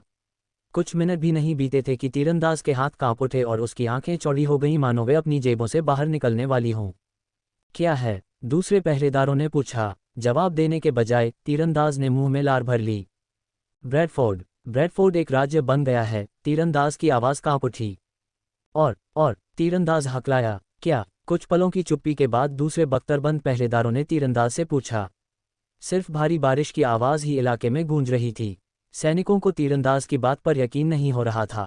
रिकी को यकीन नहीं हो रहा था उनके चेहरों पर भाव देखे, लेकिन वह अनुमान लगा सकता था कि वे चुप्पी का उपयोग करके पूरी तरह से स्तब्ध थे। हमारा नया राजा, तीरंदाज हकलाता रहा। सभी सैनिकों को तीरंदाज द्वारा अपने नए राजा का नाम बोलने का इंतजार करना पड़ा। क्या भूत नदी के शहर का है? जैसे कि आसमान तीरंदाज द्वारा इन शब्दों को बोलने का इंतजार कर रहा था। जैसे ही उसने नाम कहा, शहर में गड़गड़ाहट गूंज उठी। आप जो पकड़े हुए हैं वह राजा का आदेश है और मैं आपके नए राजा के हाथों में से एक हूं। मेरा पहला आदेश है कि आपके राजा महामहिम भूत के लिए लानत के द्वार खोलें। बख्तरबंद गार्ड एक दूसरे को देखने लगे। द्वार खोलो, तीरंदाज ने कहा। रिकी पर उसका नजरिया पूरी तरह से बदल गया। प्रत्येक सैनिक के मन में कई सवाल चल रहे थे। सैनिकों ने धीरे धीरे ब्रैडफोर्ड शहर को प्रकट करने के लिए विशाल लकड़ी के द्वार खोले। एक तेज छलांग के साथ रिकी वापस गाड़ी पर उतरा। घोस्ट के अधीनस्थ के रूप में समय बिताने के बाद रिकी ने घोस्ट के कुछ व्यवहार सीख लिए। उसने घोस्ट की तरह पूरे काले कपड़े पहनना भी शुरू कर दिया। जैसे जैसे गाड़ी धीरे धीरे आगे बढ़ी, माइकल ने खिड़की से शहर को देखा। सड़कें खाली थीं क्योंकि माइकल ने सड़कों पर एक भी व्यक्ति नहीं देखा। हालांकि वह इमारत के अंदर से गाड़ी को देखती आंखों को देख सकता था। जब माइकल ने शहर के ऊपर आसमान की ओर देखा तो उसने देखा कि पूरे सुनहरे कवच में कई आकृतियां शहर से दूर उड़ रही हैं। पवित्र रक्षक, माइकल ने अपनी सांसों में बुदबुदाया। हालांकि चच ने उसके जीवन में उतना हस्तक्षेप नहीं किया था जितना कि संरक्षकों ने, फिर भी वे एक खतरा थे। वह चच के साथ संबंध स्थापित करने की कोशिश कर रहा था ताकि देख सके कि क्या वह उन्हें अपना सहयोगी बना सकता है। अगर वे उसके सहयोगी होते तो वह उन पर जासूसी कर सकता था, बहुमूल्य जानकारी प्राप्त कर सकता था और उन्हें संरक्षकों के खिलाफ कर सकता था। रिकी सहित अन्य लोगों ने सोचा कि माइकल जैक को भूल गया है क्योंकि वह जैक या उसकी मृत्यु के बारे में बात नहीं करता है। सच तो यह है कि माइकल कभी जैक की कब्र पर नहीं गया था, एक बार भी नहीं। गया ने जैक के परिवार की देखभाल की। वे अब करोड़पति थे क्योंकि गया ने उनके परिवार को 1 मिलियन सोने के सिक्के दिए और साथ ही उनकी और उनके वंश की देखभाल करने का वादा किया। जैक की मौत की कीमत संरक्षकों को चुकानी पड़ेगी। जैक की मौत में शामिल हर व्यक्ति को अपनी जान देकर इसकी कीमत चुकानी पड़ेगी। ऐसा लगता है कि बैरन और संरक्षकों ने लॉकडाउन का आदेश दिया है, महामहिम। लेकिन सड़कों पर कोई गार्ड क्यों नहीं है? रिकी ने शहर के चारों ओर देखते हुए पूछा। इस दुनिया के अधिकांश शहरों या कस्बों की तरह ब्रैडफोर्ड भी 3 भागों में विभाजित था। शहर के बाहरी हिस्से में आम लोग रहते थे। इस हिस्से में लोहार, बेकरी और विविध स्टोर जैसी दुकानें भी थीं। शहर के मध्य भाग में कम कुलीन लोग रहते थे जो या तो घटिया कुलीन परिवार थे या मुख्य कुलीन परिवारों और अमीर व्यापारियों के शाखा परिवार थे। अगर कोई ज्वेलरी स्टोर या बैंक ढूंढना चाहता है तो उसे मध्य भाग में ढूंढना चाहिए। केवल शासक, शाही परिवार और प्रमुख कुलीन परिवार केंद्र में रहते थे। ये किसी भी शहर या कस्बे का सबसे अमीर हिस्सा था। हालांकि शहर के हिस्सों के बीच का अंतर इतना बड़ा नहीं था। शाही भूमि या ब्रेडिया की राजधानी, माइकल देख सकता था कि केंद्र की ओर बढ़ने पर इमारतें राजसी दिखती हैं। पिछली बार जब वह ब्रैडफोर्ड गया था तो वह ब्रैडफोर्ड में एक दुकान खोलना चाहता था। दुर्भाग्य से जेन टोटोंक ने उसे शहर के मध्य भाग में कीमिया स्टोर में पाया। अगर वह उस दिन उससे नहीं मिली होती तो वह जिंदा होती। जैसे ही पेगासी केंद्र की ओर सरपट दौड़ा, माइकल ने खिड़की से दूर से बैरन की जागीर को स्पष्ट रूप से देखा। आसपास के क्षेत्र में गश्त कर रहे कई गार्ड पूरे प्लेट कवच में थे। संरचना, साथ ही जागीर का वातावरण माइकल को इंग्लैंड के हेम हाउस की याद दिलाता था। उसे आश्चर्य हुआ कि इस दुनिया में पृथ्वी के साथ इतनी समानताएं कैसे हैं। बैरन की जागीर के अंदर बैरन टोटोंक अपने सिंहासन पर लेटा हुआ था और उसके हाथ में एक बड़ी शराब की बोतल थी। उसके चारों ओर शराब की कई बोतलें पड़ी थीं। सिंहासन कक्ष की दीवारों पर कोई पेंटिंग नहीं थी, लेकिन दीवार पर पहले से टंगी पेंटिंग के निशान थे। बैरन के पास सिर्फ एक समूह के फुदकदार बख्तरबंद सैनिक और एक लंबी ग्रे दाढ़ी वाला बूढ़ा आदमी था। बूढ़े आदमी के पास एक लकड़ी का डंडा था जिसके ऊपर आग का गोला मंडरा रहा था। लॉर्ड टोटोंक, हमें उनके साथ क्या करना चाहिए? बूढ़े आदमी ने हॉल में घुटनों के बल बैठी 3 आकृतियों को देखते हुए पूछा। तीनों आकृतियों के हाथ बंधे हुए थे और सिर भूरे रंग की बोरियों से ढके हुए थे। भूरे रंग की बोरियां खून से लथपथ थीं।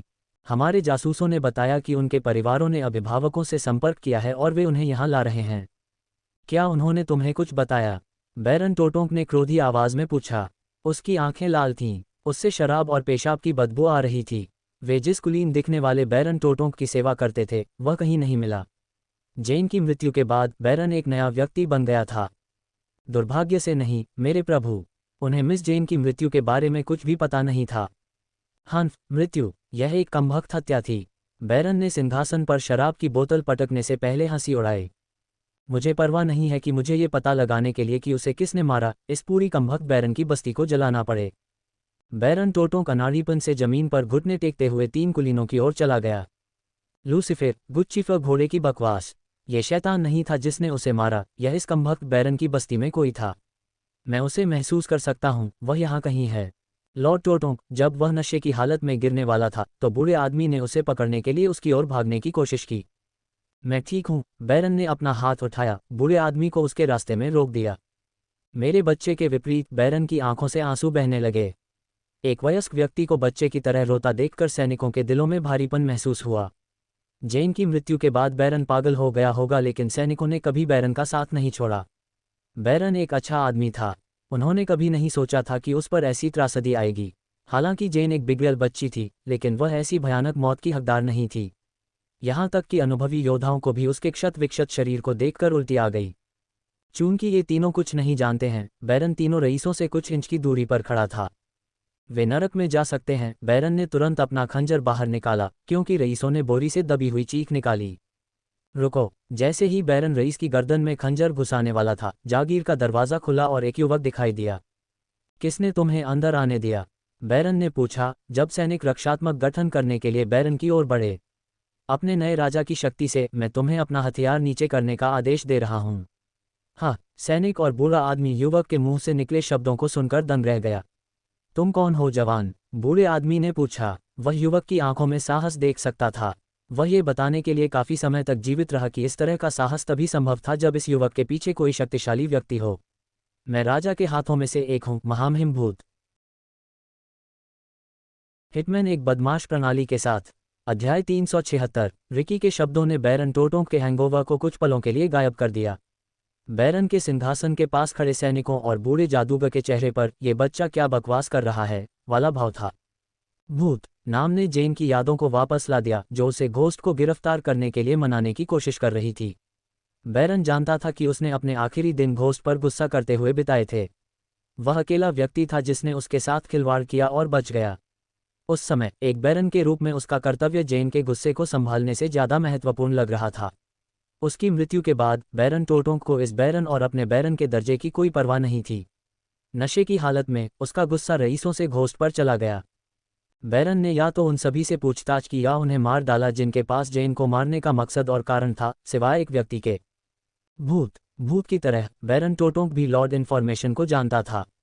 एल्फ के अनुसार कुछ प्राचीन मंत्र थे जो 7 दिनों के दौरान बाहरी दुनिया और नेदर क्षेत्र को जोड़ने वाला एक अस्थायी पोर्टल खोल सकते थे। बैरन ये सोचने से खुद को रोक नहीं पाया कि क्या घोस्ट ने किसी तरह से बाहर आकर उसकी बेटी को मार दिया और नेदर क्षेत्र में वापस चला गया। यह एक सही अपराध होगा क्योंकि कोई भी यह विश्वास नहीं करेगा कि पोर्टल खुलने से पहले कोई नेदर क्षेत्र से बाहर आ सकता है। भले ही घोस्ट का जेन की मौत से कोई लेना देना न हो, लेकिन घोस्ट को दंडित करके वह जेन को वह दे सकता था जो जेन ने उससे मांगा था। उसने इसे उसकी आखिरी इच्छा माना। महामहिम घोस्ट, हा, बैरन जोर से हंसा। रिकी ने देखा कि उसकी हंसी हर पल और भी बुरी होती जा रही है। जब अफवाहें फैली कि बैरन पागल हो गया है तो रिकी को इस पर यकीन नहीं हुआ। हालांकि उसे इस तरह हंसता देख रिकी को दूसरे विचार आने लगे। तुमने किस तरह की शराब पी है? उफ, घोस्ट राजा। बूढ़े जादूगर को एहसास हुआ कि यहाँ कुछ चल रहा है जब वह बैरन की ओर बढ़ा। यहाँ राजा का आदेश है। रिकी इतना समझदार था कि उसे एहसास हो गया कि अगर वह बैरन से बात करना जारी रखता है तो कुछ बुरा हो सकता है। रिकी ने गेट गार्ड के रूप में अपने कार्यकाल के दौरान शराबी लोगों को बिना किसी कारण के लड़ाई शुरू करते देखा। उसने जल्दी से अपने स्पेस रिंग से चर्मपत्र निकाला और बैरन के बगल में खड़े बूढ़े व्यक्ति को आदेश सौंप दिया, क्योंकि वह बैरन के विपरीत शांत और संयमित दिख रहा था। जब बूढ़ा आदमी चर्मपत्र पढ़ रहा था तब बैरन ने शराब का एक लंबा घूंट लिया। बूढ़े आदमी द्वारा कुछ सेकंड के लिए चर्मपत्र पढ़ने के तुरंत बाद उसकी बूढ़ी आंखों में आश्चर्य और हैरानी की एक झलक दिखाई दी। उसके हाथ भी थोड़े कांपने लगे। माय लॉर्ड, अपनी आंखें चौड़ी करके बूढ़े जादूगर ने बैरन की ओर अपनी नज़र घुमाई। माय लॉर्ड, बूढ़े जादूगर ने बैरन का ध्यान उसके हाथ में शराब की बोतल से हटाने के लिए फिर से पुकारा। तमाचा। बैरन ने शराब की बोतल अपने सामने खड़े कुलीन कैदी के सिर पर पटक दी। रिकी स्तब्ध रह गया और डर के मारे एक कदम पीछे हट गया। उसने अपने कंधे पर देखा और घोस्ट के हॉल में आने का इंतजार करने लगा। रिकी को यहाँ अकेले आने का पछतावा होने लगा।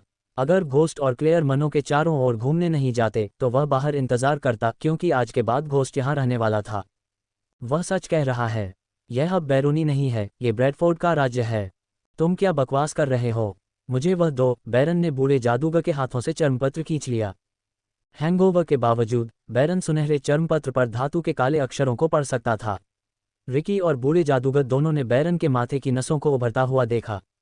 वे बैरन के दांतों को एक दूसरे से टकराते हुए सुन सकते थे। हॉल में एक ठंडी जानलेवा आभा भरते हुए उनका शरीर कांप उठा। तो इस तरह से वे मुझे और टोटोंक विरासत का बदला चुकाते हैं। बैरन ने चर्मपत्र को टुकड़े टुकड़े करते हुए कहा। वह कमीना। रिकी ने सोचा कि क्या बैरन राजा या घोस्ट को कोस रहा था। किसी भी तरह रिकी जानता था कि बैरन शांति से नहीं जाएगा, अपनी वर्तमान स्थिति के साथ नहीं। हम कुछ नहीं कर सकते मेरे प्रभु। रिकी की तुलना में बूढ़े आदमी के पास जीवन का बहुत अनुभव था। वह निश्चित रूप से बता सकता था कि स्थिति दूसरे स्तर तक बढ़ने वाली है। हालांकि राजा ब्रेडिया ने जो किया वह कृतघ्न और सीमा रेखा पर अपमानजनक था। वे कुछ नहीं कर सकते थे। चर्मपत्र पर हस्ताक्षर करने के बाद राजा ब्रेडिया के पास भी ब्रैडफोर्ड में कोई शक्ति नहीं थी। ब्रैडफोर्ड किसी और का नहीं बल्कि खुद घोस्ट का था, क्योंकि वह आज से राजा है। ओह, मैं येनोब से असहमत हूँ। मैं अभी भी यह कर सकता हूँ। ये कहते ही बैरन तुरंत रिकी की ओर दौड़ा। कमरे में मौजूद सभी लोगों से अलग रिकी को युद्ध का बहुत अनुभव नहीं था। उसकी सजगता और प्रतिक्रिया समय बहुत धीमा था, क्योंकि रिकी को तब तक एहसास भी नहीं हुआ कि क्या हुआ जब तक कि उसे उसकी गर्दन से ऊपर नहीं उठा लिया गया। रिकी ने महसूस किया कि उसकी गर्दन के चारों ओर की पकड़ कसती जा रही है। उसे सांस लेने में कठिनाई होने लगी। मेरे प्रभु, येनोब, बूढ़े जादूगर ने बैरन को रोकने की कोशिश की, लेकिन बैरन की ओर आती एक मौत की निगाह ने उसे रोक दिया। उसे जाने दो, बैरन। अचानक सिंहासन कक्ष में एक मधुर आवाज गूंज उठी। हालांकि रिकी ने राहत की सांस ली, लेकिन वह चाहता था कि बैरन उसे जाने दे ताकि वह सांस ले सके। बैरन और सभी ने सुनहरे बालों वाली एक लड़की को शान से उनकी ओर आते देखा। उसकी आंखों में गुस्से की झलक थी। संप्रदाय नेता क्लेयर यैनोब ने लड़की को पहचान लिया। यैनोब को क्लेयर को देखे हुए लगभग 2 साल हो गए हैं।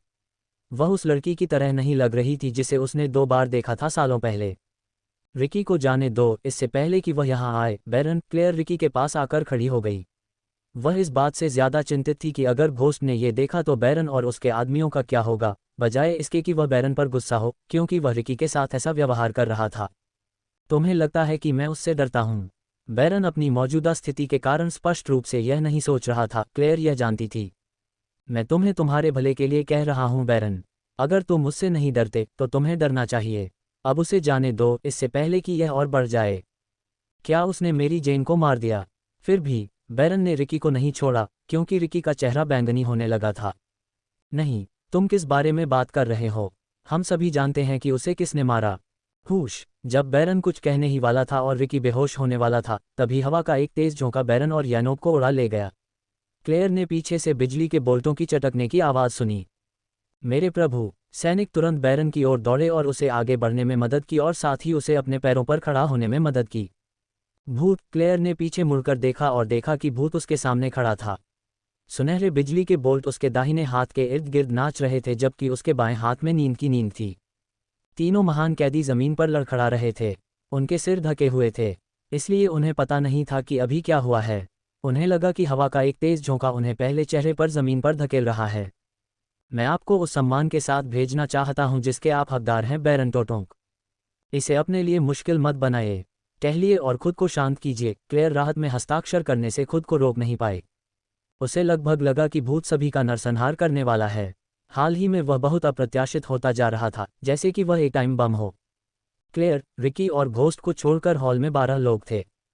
बैरन टोटोंक कोर फॉर्मेशन स्टेज लेवल 3 पर था, जबकि बूढ़ा जादूगर कोर स्ट्रेंथनिंग स्टेज लेवल 3 पर था। बाकी गार्ड केवल कोर फॉर्मेशन स्टेज लेवल 6 पर थे। माइकल चाहता तो वह बूढ़े जादूगर सहित उनमें से हर एक को मार सकता था। ईमानदारी से वह उन्हें मारना चाहता था, वह उनका नरसंहार करना चाहता था। वह अपने शरीर के हर रेशे से उन्हें मारने का विरोध कर रहा था। उन्हें ले जाओ। संप्रदाय नेता क्लेयर। माइकल को संदेह था कि वह उन्हें मारने से खुद को रोक पाएगा।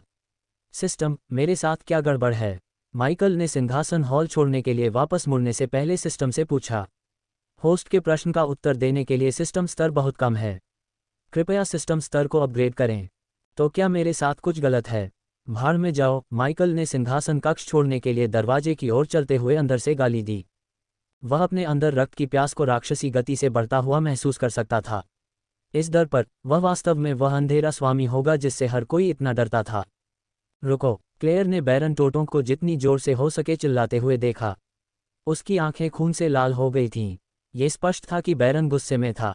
बैरन की चीख के बावजूद माइकल ने उसे नहीं सुना। वह सभी का नरसंहार करने से खुद को नियंत्रित करने पर बहुत अधिक केंद्रित था। जब क्लेयर ने बैरन के हाथ के सामने बैंगनी आग की एक गेंद को देखा तो वह दूर चला गया। मत करो! क्लेयर बहुत देर हो चुकी थी क्योंकि बैरन ने भूत पर आग का गोला फेंका था।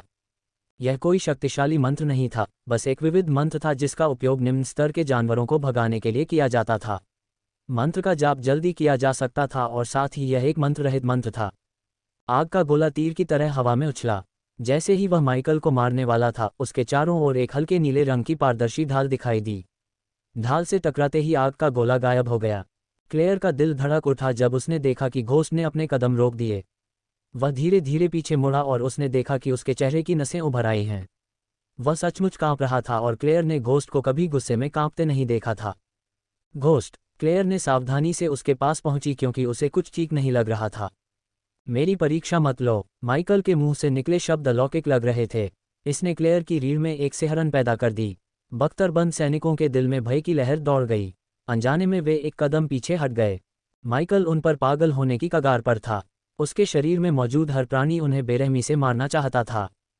क्या तुमने मेरी जेन को चोट पहुंचाई? बैरन टोटोंक ने बड़बड़ाया। तुम्हें पता है क्या? माइकल बिना किसी सबूत के लोगों द्वारा उस पर आरोप लगाए जाने से थक गया था। हालांकि उसने गया को जेन को मारने का आदेश दिया था, लेकिन ऐसा कोई सबूत नहीं था जो हत्या को उससे जोड़ता हो। वह जानता था कि भले ही उसने जेन के साथ कुछ न किया हो, फिर भी ये लोग उस पर आरोप लगाएंगे। हर कोई माइकल के चेहरे को देख रहा था कि वह क्या कहने जा रहा है।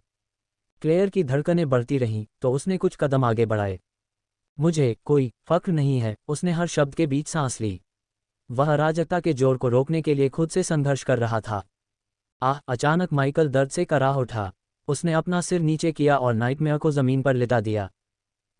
छोटे ड्रैगन ने जम्हाई लेते हुए धीरे धीरे अपनी आंखें खोलीं।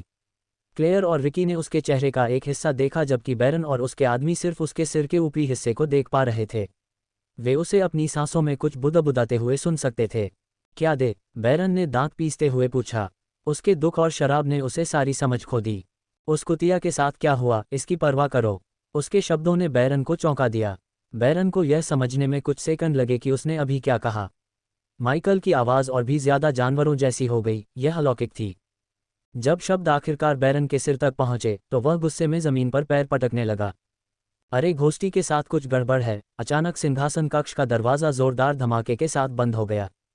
दरवाज़ा बंद होने के बाद अचानक खिड़कियों को ढकने वाले पर्दे भी हवा में हिंसक रूप से फड़फड़ाने लगे। हवा इतनी तेज थी कि इसने नाइटमेयर और क्लेयर को पीछे हटने पर मजबूर कर दिया। क्लेयर को भूत की चिंता नहीं थी, बल्कि सैनिकों और बैरन की चिंता थी। सिंहासन कक्ष में अचानक छाए अंधेरे की परवाह किए बिना वह भूत को शांत करने के लिए उसकी ओर चली गई। क्लेयर, चलो चलते हैं। जैसे ही वह घोस्ट के करीब गई, उसने उसके शब्द सुने। हिंसक हवा कुछ हद तक शांत हो गई। उसने क्लेयर को बिना किसी उपाधि के संबोधित करते हुए देखा। उसे पता था कि कुछ गड़बड़ है। वह उसे सैनिकों और बैरन से दूर ले जाना चाहती थी। उसकी आवाज़ पहले की तरह जानवरों जैसी नहीं बल्कि सामान्य लग रही थी। रिकी, हम जा रहे हैं। क्लेयर ने बैरन की बात को अनसुना करते हुए रिकी को सिंहासन कक्ष छोड़ने का आदेश दिया, इससे पहले कि घोस्ट कुछ ऐसा करे जिसका बाद में सभी को पछतावा हो। उसे ये भी संदेह था कि वे उसके साथ खिलवाड़ करने के अपने फैसले पर पछताने के लिए जीवित होंगे। मैं उस जीभ को फाड़ दूंगा कमीने। बैरन टोटोंक गुस्से में कांप उठा और फिर हवा में उछल गया। बीच हवा में बैरन के हाथों में चांदी से मढ़ा एक विशाल युद्ध हथौड़ा दिखाई दिया। Moon wave. क्लेयर ने जमीन पर पैर पटकते हुए पीछे मुड़ी। उसने बैरन की ओर अपनी उंगली उठाई और उसकी उंगलियों से एक चमकदार अर्धचंद्राकार लहर निकली। ब्लेड धीरे धीरे चौड़ा और बड़ा होता गया जैसे जैसे वे उड़ते गए। बैरन, इससे पहले कि बैरन अर्धचंद्राकार ब्लेड पर प्रतिक्रिया कर पाता, लहर ने बैरन को मारा और उसे पीछे की ओर उड़ा दिया जैसे कि वह तूफान में लंगर के बिना पतंग हो। बूढ़े जादूगर येनोक को छोड़कर सैनिकों ने नहीं देखा कि अभी क्या हुआ। क्लेयर की हरकतें बिजली की तरह तेज थीं। पीछे हटो। क्लेयर ने एक बार फिर जमीन पर पैर पटक दिया क्योंकि जमीन फट गई। दरारें तब तक बनती रहीं जब तक वे सैनिकों के पैरों तक नहीं पहुंच गईं। क्लेयर ने येनोक को सुखद आश्चर्य दिया। वह कोर फॉर्मेशन के शिखर पर लग रही थी। बूढ़ा आदमी चाहता था कि बैरन अपनी नियति को स्वीकार करे और आगे बढ़े, लेकिन उसने देखा कि बैरन अपने बालों को खोलकर खड़ा हो गया, गुस्से में कांप रहा था। एक लड़ाई अपरिहार्य थी, येनोक जानता था। तुम मूर्ख, क्या देख रहे हो? उन्हें मार डालो। नाइटमेयर ने क्लेयर के सामने आने के लिए अपना पंख फड़फड़ाया। उसने तुरंत खुद को बदल लिया। सैनिकों को एक 8 फीट के ड्रैगन को घूरते हुए देखकर कांप उठे, जिसके नथुने से धुएं के गुबार निकल रहे थे। नाइटमेयर के लाल रंग के तराजू चमकीले नारंगी रंग में चमकने लगे। बैरन, तुम सच में ऐसा नहीं करना चाहते? मैं तुम्हें अपने राजा का अनादर करने के लिए फांसी पर लटका सकती हूँ। क्लेयर ने माइकल की तरफ देखा ताकि उन्हें पता चल सके कि अब वह उनके लिए कौन है। वह अभी भी उन्हें अपनी पीठ दिखा रहा था। तुम बेवकूफ़, बेवकूफ़। एक बार फिर माइकल की पाश्विक आवाज़ सिंहासन कक्ष में गूंज उठी। तुम मौत की इतनी बुरी तरह से कामना करते हो। हिंसक तूफानी हवा वापस लौटी। जीत की चीखने वाली आवाज़ ने एक अशुभ एहसास दिया। भूत। क्लेयर ने उसके कंधे को छूने की कोशिश की क्योंकि उसने आखिरकार अपना चेहरा दिखाते हुए ऊपर देखा। जब वह पलटा तो क्लेयर का दिल धड़कना बंद हो गया। उसे अपनी रीढ़ में ठंडक महसूस हुई। अनजाने में वह पीछे हट गई और रिकी भी पीछे हट गया। उसकी आंखों में अब कोई सफ़ेदी नहीं थी, सिवाय उसकी पुतलियों के। सब कुछ काला हो गया था। उसकी पुतलियां आग की तरह लाल थीं, एक राक्षस की तरह। बैरन टोटोंक की ओर चलते हुए उसकी भुजाओं के चारों ओर बिजली के बोल्ट बनने लगे। वह राजा बन सकता था, लेकिन सैनिकों और येनोक की अपने स्वामी की रक्षा करने की प्रवृत्ति ने काम किया। उनके सामने खड़े एक ड्रैगन की परवाह किए बिना वे बैरन की ओर दौड़ पड़े। भूत, रुको। क्लेयर माइकल पर टूट पड़ी जब वह बैरन से बस कुछ मीटर की दूरी पर था। मत करो। क्लेयर ने अदृश्य द्वारा विस्फोट किए जाने से पहले उसकी ठंडी जानवर जैसी आवाज़ सुनी। बल मेरी। नाइटमेयर चिल्लाया जब क्लेयर को घोस्ट ने उड़ा दिया। अपने पंख को फड़फड़ाते हुए वह क्लेयर पर टूट पड़ा। हालांकि क्लेयर पर जो बल लगा वह किसी की कल्पना से कहीं ज्यादा था। वह बेहोश होकर जमीन पर गिरने से पहले दीवार से टकराए और एक जोरदार धमाका किया। माइकल को क्लेयर के साथ जो कुछ भी हुआ उसकी कोई परवाह नहीं थी। वह बैरन की ओर चलता रहा। हॉलिंग बोल्ट, येनोब ने तुरंत अपने कर्मचारियों को माइकल की ओर इशारा किया क्योंकि कर्मचारियों से बैंगनी ऊर्जा विस्फोट का एक बोल्ट निकला। रिस्पॉन्सिव शील्ड ने तुरंत विस्फोट को अवशोषित कर लिया, लेकिन चूंकि येनोब कोर स्ट्रेंथनिंग स्टेज लेवल 3 पर था, इसलिए ये हमले को पूरी तरह से अवशोषित नहीं कर सका। शेष बल ने माइकल को मारा, जिससे वह बैरन से दूर खिसक गया। मैं तुम्हारी इच्छा पूरी करूंगा। उसकी पुतलियां चमक उठी जबकि उसकी बाह के चारों ओर नाचते हुए सुनहरे बिजली के बोल्ट मोटे हो गए। वे लगातार बिजली की चटकने वाली आवाजें पैदा कर रहे थे। बिजली के बोल्ट सैकड़ों छोटे सांपों की तरह उसकी बाह के चारों ओर लिपटे हुए थे। पूरा सिंहासन कक्ष अंधेरा हो गया। बाहर दिन का उजाला होने के बावजूद सिंहासन कक्ष के अंदर शाम जैसा माहौल था। इग्निटिया, माइकल ने अपनी बाह उठाई, तभी उसकी बाह से एक शक्तिशाली बिजली का बोल्ट यानोब की ओर निकला। मौत की सीमा ने उसकी शक्ति को तेजी से बढ़ाया। इससे पहले कि यानोब ने रक्षा मंत्र का जाप करना समाप्त किया, बिजली का बोल्ट उसके पास पहुंच गया। अगर बूढ़े आदमी की त्वरित प्रतिक्रिया समय पर छलांग लगाने के लिए नहीं होती, तो उसकी छाती में छेद हो जाता। लॉर्ड टोटों की रक्षा करो, एक वफादार सैनिक ने माइकल पर अपनी तलवार को ऊपर उठाकर हमला करने से पहले चिल्लाया। रिकी माइकल की ओर भागते हुए सैनिक को देखकर कांपने से खुद को नहीं रोक सका। रिकी ने देखा कि घोस्ट 1 इंच भी हिले बिना वहीं खड़ा था। पुलच, जब सैनिक माइकल को 2 हिस्सों में काटने से कुछ सेकंड दूर था, तो सैनिक उसके रास्ते में जम गया। नॉड, साथ ही सैनिक चिल्लाए। अपने हेलमेट के पीछे वे भयभीत थे। नॉड के धातु से ढके हुए पीछे से एक हाथ बाहर निकल रहा था। हाथ में एक लाल रिसता हुआ धब्बा था। रिकी का चेहरा पीला पड़ गया जब उसने रिसते हुए धब्बा को महसूस किया। घोस्ट के हाथ में जो धब्बा था, वह एक इंसानी दिल के अलावा कुछ नहीं था। दिल अभी भी उसके हाथ में धड़क रहा था, लेकिन जल्द ही घोस्ट ने उसे पीसकर पेस्ट बना दिया। वाह, रिकी ने तुरंत उल्टी कर दी। जब माइकल ने अपना हाथ वापस लिया, तो सैनिक जमीन पर गिर पड़ा।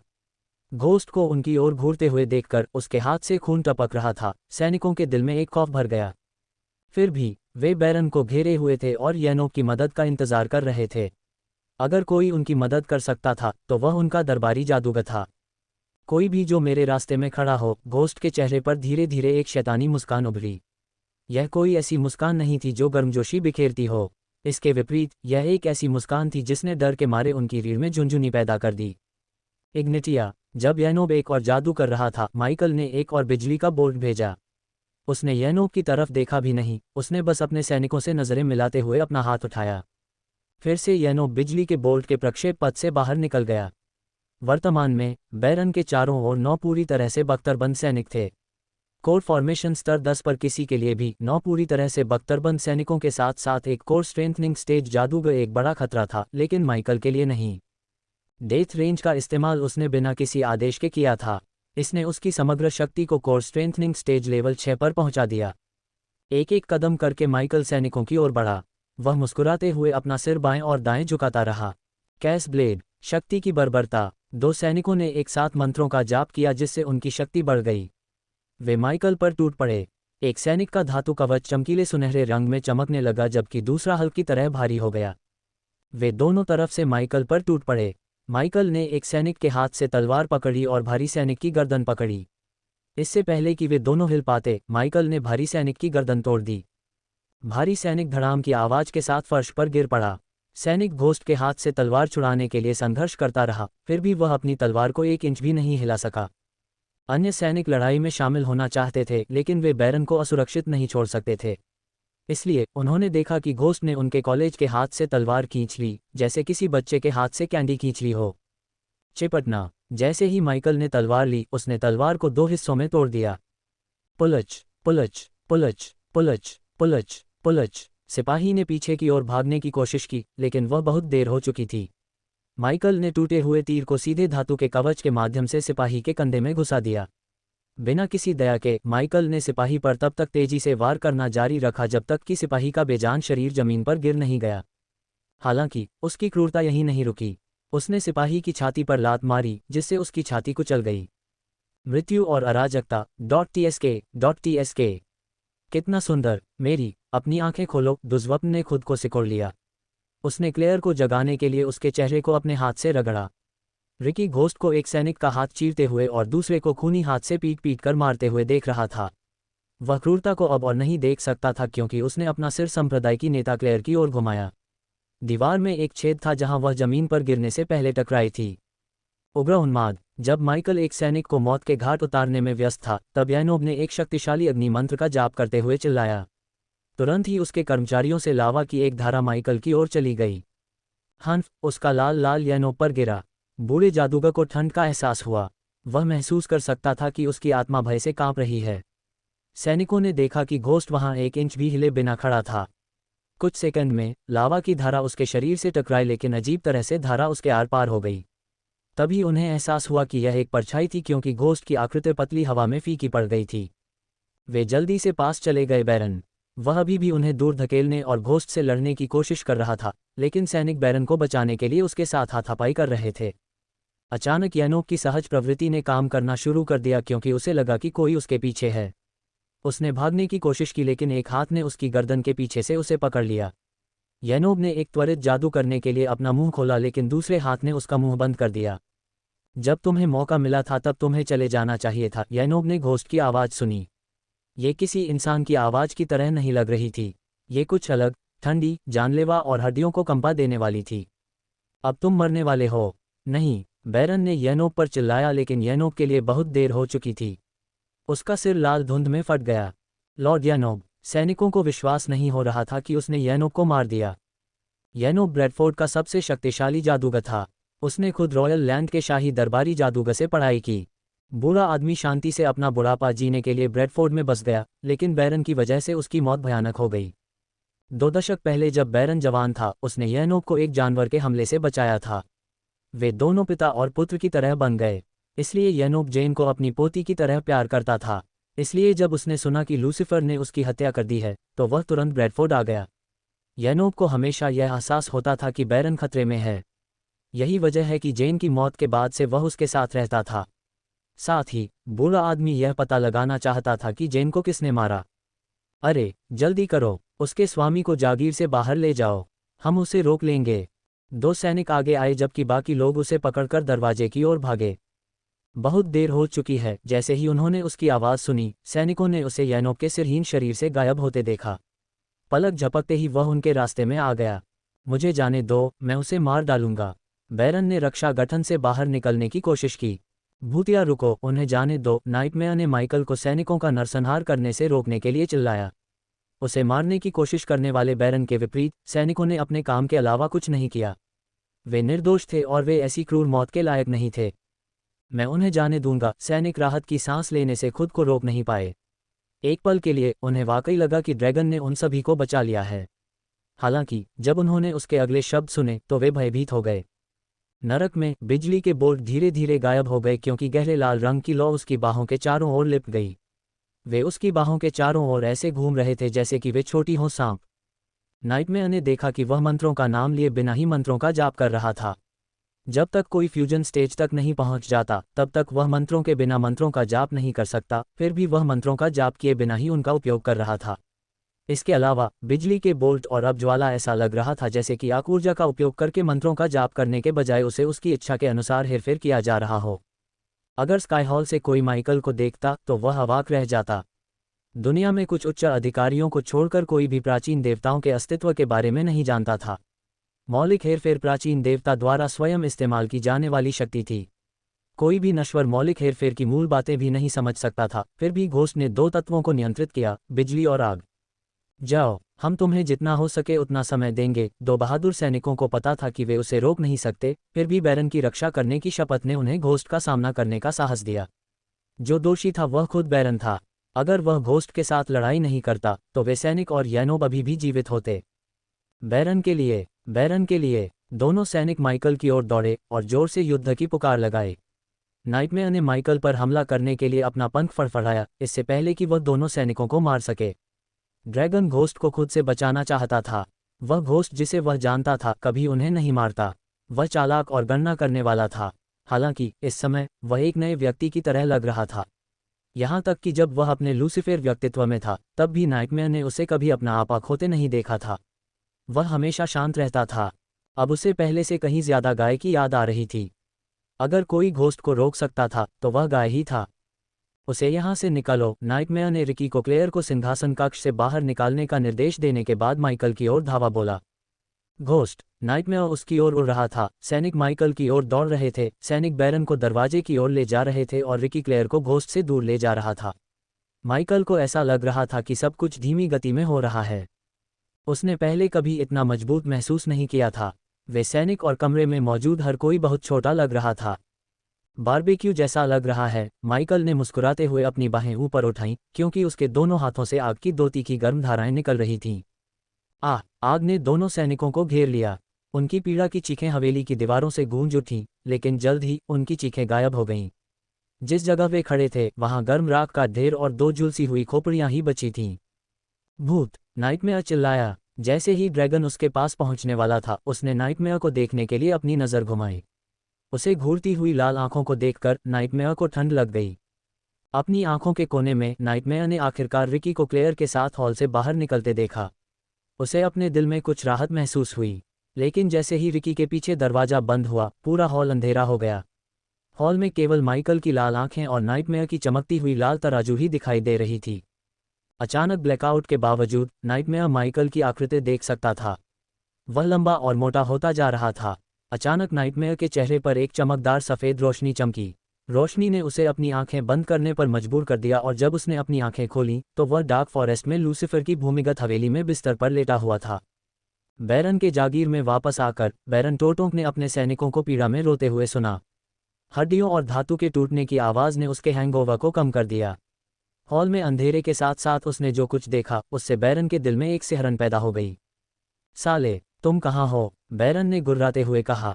ये किस तरह का जादू है? बैरन समझ नहीं पा रहा था कि उसने दिन को रात में कैसे बदल दिया। जब वह एक प्रकाश मंत्र का जाप करने की कोशिश कर रहा था तो उसके चेहरे पर गर्म तरल की एक लहर छलक आई। कुछ ही पलों में हॉल पूरी तरह से शांत हो गया। वह सचमुच अपने मुंह में खून का स्वाद ले सकता था। वह जानता था कि गर्म तरल उसके आदमियों का खून था। एक बार फिर युद्ध का हथौड़ा बैरन के हाथ में आ गया। वह खुद का बचाव करने और घोस्ट को मारने के लिए तैयार था। हालांकि उसने घोस्ट को नहीं देखा। इसके बजाय उसने स्पष्ट रूप से लाल चमकती आंखों को उससे दूर जाते हुए देखा। वॉरहेमर ने एक हल्की रोशनी बिखेरी जिससे बैरन को 3 महान कैदियों के सामने खड़े घोस्ट को स्पष्ट रूप से देखने में मदद मिली। वह रईसों की बड़बड़ाहट सुन सकता था, लेकिन जल्द ही उसने मांस और खून को चीरते हुए खंजर की आवाज़ सुनी। बैरन ने हॉल में लाल चमकती आंखों को घूमते हुए देखा, जैसे कि घोस्ट कुछ ढूंढ रहा हो। साले, मुझसे एक आदमी की तरह सामना करो। तस्क तस्क तस्क, मैं आदमी नहीं हूँ। बैरन ने उसकी आवाज़ को हर तरफ से आते हुए सुना। वह ये नहीं बता पाया कि वह कहाँ से बोल रहा था। बैरन ने घोस्ट को मारने की उम्मीद में अपने वॉरहेमर को चारों तरफ लहराना शुरू कर दिया। मैं सिर्फ एक आदमी से कहीं ज्यादा हूँ। बैरन ने अपने वॉरहेमर को पीछे की ओर हिंसक तरीके से घुमाया, क्योंकि उसने घोस्ट को पीछे से बात करते हुए सुना। चलो बात करते हैं कि तुम कितने असफल आदमी हो। बैरन ने घोस्ट को हंसते हुए सुना। तुम अपनी बेटी को मारने वाले को खोज रहे थे और उसे सजा दे रहे थे। बैरन ने अंधेरे में फिर से अपना वॉरहेमर घुमाया। वह तुम्हारी अक्षमता के कारण मर गई। एक पिता के रूप में तुम्हें उसकी रक्षा करनी चाहिए थी। घोस्ट के शब्द उसके दिल में चुभने वाली सुइयों की तरह थे। तुम उसकी मौत के लिए किसी और को दोषी ठहराने की कोशिश कर रहे थे। बैरन गुस्से में अपना वॉरहेमर घुमाता रहा। तुमने ही उसे बिगाड़ा है। अगर किसी को दोषी ठहराया जाना है तो वह तुम हो, एक असफल पिता। जैसे ही बैरन ने ये शब्द सुने, बिना किसी नियंत्रण या इच्छा के उसने वॉरहेमर की पकड़ खो दी। घुटनों के बल गिरते ही उसकी आंखों से आंसू बहने लगे। तुमने उसे बिगाड़ दिया और उसे जो बना दिया, उसकी मौत तुम पर आ गई। बैरन को आवाज़ करीब आती हुई सुनाई दे रही थी, हालांकि वह लड़ने के मूड में नहीं था।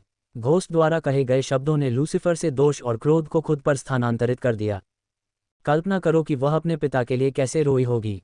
जब जीवन उसे छोड़ रहा था, वह तुम्हारे लिए प्रार्थना करती, अपने पिता के आने और उसे बचाने के लिए प्रार्थना करती। बैरन को हवा का झोंका महसूस हुआ और उसने देखा कि घोस्ट की चमकती लाल आंखें सीधे उसकी आंखों में घूर रही थीं। तुमने उसे निराश किया। तुमने अपनी बच्ची को निराश किया। तुमने उसे पीड़ित होने दिया। तुमने उसे उस दर्द और पीड़ा से गुजरने दिया। तुमने उसे मार डाला। ये शब्द बैरन के अंदर कुछ कर रहे थे। वह इसे और बर्दाश्त नहीं कर सकता था। बैरन चाहता था कि घोस्ट रुक जाए। ऐसा लगा जैसे ये शब्द उसकी आत्मा को ही पीड़ा दे रहे हों। वह कल्पना करने से खुद को रोक नहीं पाया कि जेन उसे बचाने के लिए रो रही है। ये लो और अपनी दयनीय जिंदगी ले लो। कम से कम तुम्हें माफ़ी मांगने का मौका तो मिलेगा। उसे विफल करने के लिए बैरन ने महसूस किया कि घोस्ट ने खंजर उसके हाथ में रख दिया है। जेन, बैरन ने खंजर को और कसकर पकड़ते हुए बुदबुदाया। इस बार उसे इंतजार मत करवाओ। पुलच। जैसे जैसे हॉल से अंधेरा दूर होता गया, हॉल में कई बेजान शव पड़े दिखाई देने लगे। उनमें से एक शव बैरन का था, जिसके गले पर एक लंबा गहरा घाव था। अपराध जांच। जब भारी बारिश आखिरकार बूंदाबांदी में बदल गई, तो दो आकृतियां ब्रैडफोर्ड में बैरन की जागीर के सामने वाले लॉन पर उतरीं। जैसे ही वे जमीन पर उतरे, उनका स्वागत पूर्ण धातु कवच और चमड़े के कवच दोनों में गार्डों के एक समूह ने किया। धनुर्धारी जागीर के ऊपर से आसपास की चीजों को सावधानी से देख रहे थे, जबकि सैनिकों के कई समूह जागीर के चारों ओर गश्त कर रहे थे। जागीर के चारों ओर लालफी ताशाही थी और आम लोग टेप के पीछे से जागीर को घूर रहे थे। सैनिक आम लोगों को सीमा पार करने से रोकने के लिए संघर्ष कर रहे थे। उनके ऊपर आसमान में मंडरा रहे काले बादलों के बावजूद लोग ऐसा नहीं लग रहे थे कि वे जागीर छोड़ देंगे। सैनिकों ने दो आकृतियों को रोकने की हिम्मत नहीं की, क्योंकि वे सभी जानते थे कि वे कौन हैं, संरक्षक। जो दो आकृतियां आईं, वे कोई और नहीं बल्कि पीटन और जानाली थीं। यहाँ क्या हो रहा है? जानाली ने सैनिकों के तनाव भरे चेहरों को देखते हुए पीटन से पूछा। जानाली को उम्मीद थी कि ब्रैडफोर्ड के लोग सदमे में होंगे, लेकिन वे हैरान होने की बजाय ज्यादा डरे हुए लग रहे थे। तुम्हें जल्द ही पता चल जाएगा, पीटन ने समझाने के बजाय बस इतना कहा। वे दोनों मैनर के मुख्य दरवाजे की ओर चल दिए। कुछ सैनिकों ने पीटन और जानाली के कपड़ों पर गाजियन शिखा देखी और राहत की सांस ली। रास्ते में मैनर में गश्त कर रहे सैनिकों ने झुकने के लिए अपने कदम रोक दिए। उन्हें एक सरल इशारा देते हुए पीटन और जानाली मैनर की ओर बढ़ गए। दरवाजे के पास खड़े दो सैनिकों ने बिना कोई सवाल किए जल्दी से दरवाज़ा खोल दिया। जब उन्होंने अपनी छाती पर गाजियन शिखा देखी, जैसे ही दरवाज़ा धीरे धीरे खुला, उन्होंने देखा कि कुछ पवित्र रक्षक एक युवक से बात कर रहे थे। पीटन ने पहले भी अखाड़े में काले बालों वाले उस युवक को देखा था। उसने घोस्ट की तरह पूरे काले कपड़े पहने थे, लेकिन वह घोस्ट से बिल्कुल अलग था। पीटन जानता था कि वह कौन था। वह घोस्ट के गुर्गों में से एक था, रिकी क्रूज।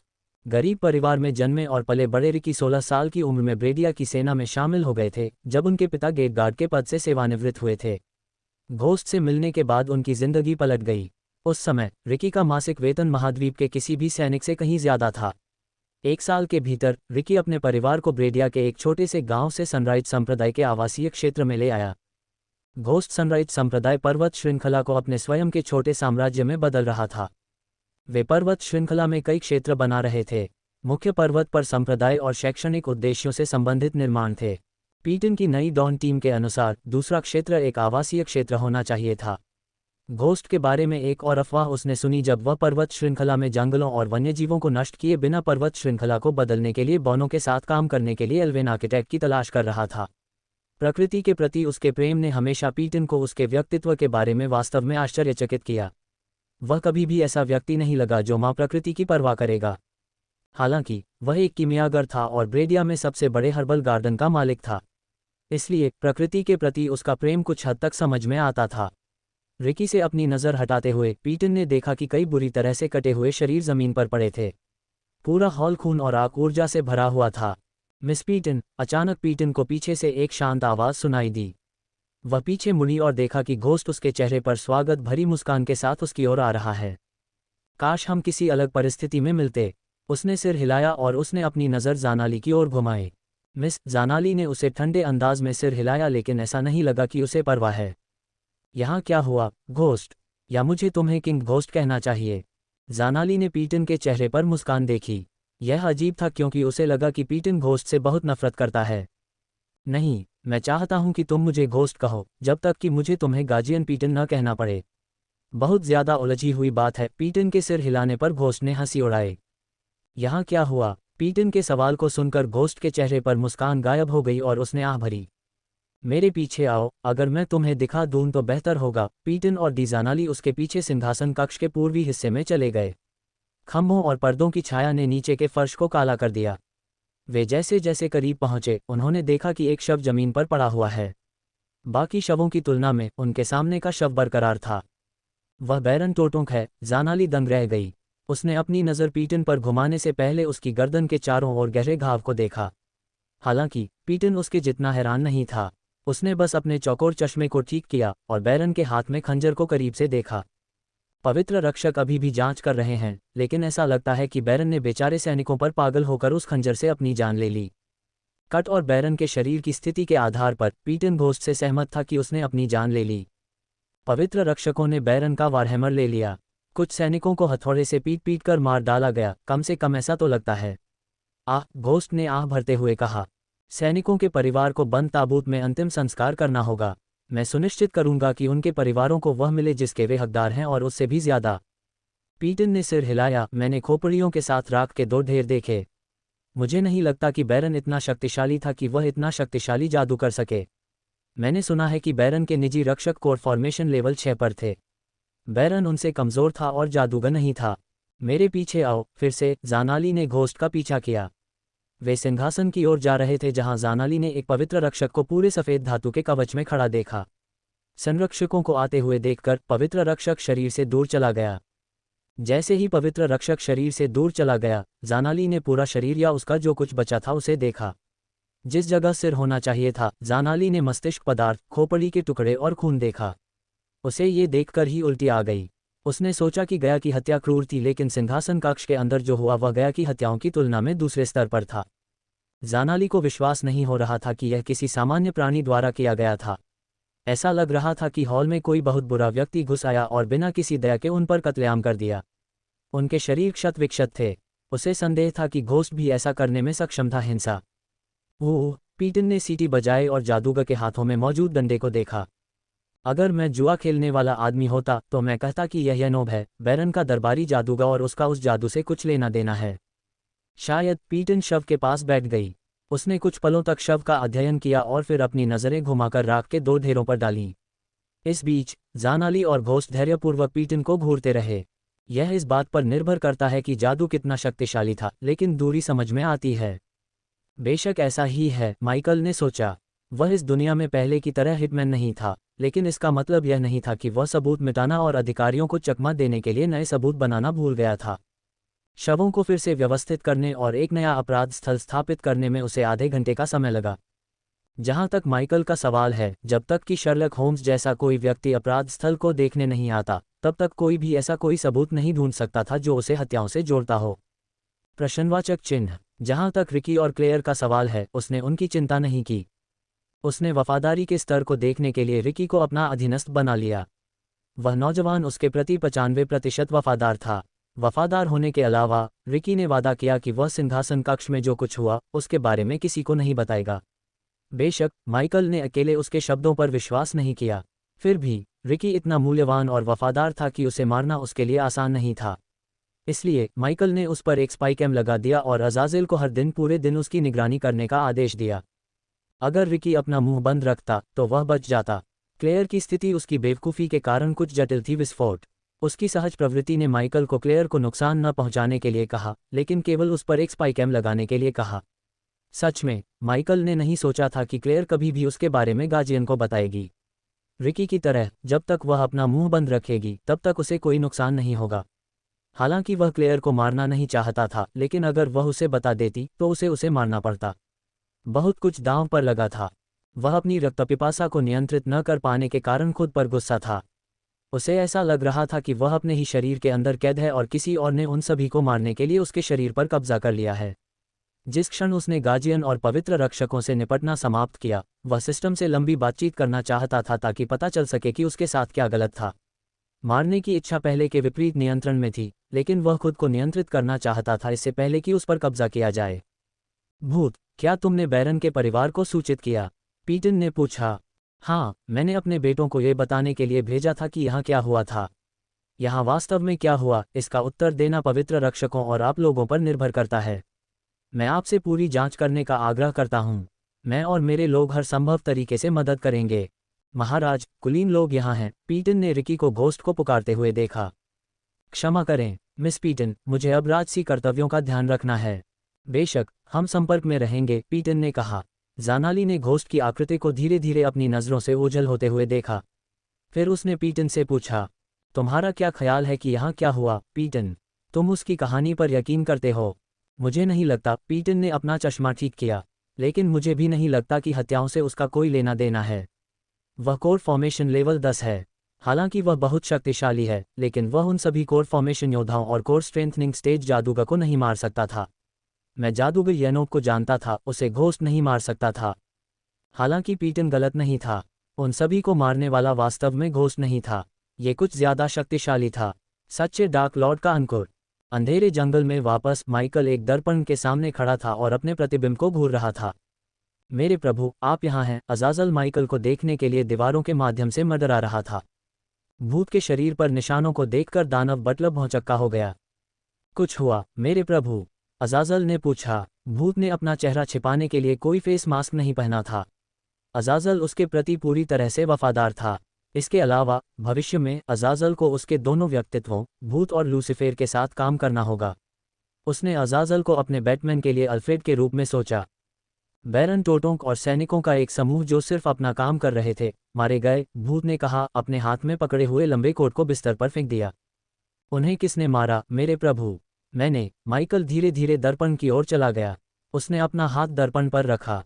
धमाका! अचानक माइकल ने दर्पण पर मुक्का मारा और कांच का दर्पण छोटे छोटे टुकड़ों में बिखर गया। जमीन पर बिखरे हुए टुकड़ों ने माइकल के गुस्से भरे चेहरे को दर्शाया। क्या तुमने निगरानी कक्ष का काम पूरा कर लिया है?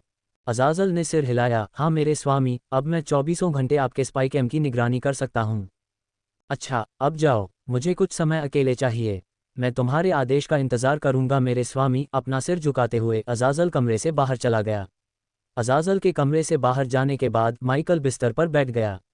उसके चेहरे पर इस बात को लेकर कोई खुशी नहीं दिख रही थी कि वह कोर स्ट्रेंथनिंग चरण में कैसे पहुंचेगा, बल्कि वह अपने गुस्से और तीसरे व्यक्तित्व के बारे में ज्यादा चिंतित था।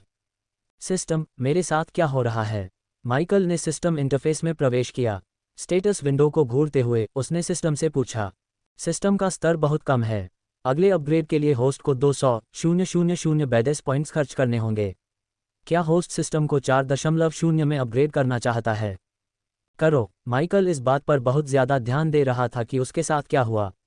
वह इस स्थिति में सिस्टम की बेकारता के लिए उसे कोसने के मूड में नहीं था।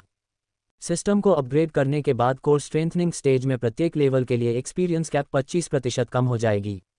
आरंभिक अनुभव कैप 800,000। सिस्टम 4.0 अनुभव कैप 600,000। सिस्टम अपग्रेड प्रगति पर है। मुझे उम्मीद है कि आपके पास मेरी समस्या प्रणाली का उत्तर होगा। सिस्टम संस्करण 3.0। Host Michael. Cultivation level core formation stage level 10। अनुभव अंक 4 लाख बटा 4 लाख। खपत के लिए 1800,000 अंक शेष हैं। बदमाश अंक 500,000। कौशल और मंत्र विंड ब्लास्ट 6 लाटवीलेट्स। रिस्पॉन्सिव शील्ड 8 लाटवीलेट्स। पर्यावरण स्कैनिंग 6 लाटवीलेट्स।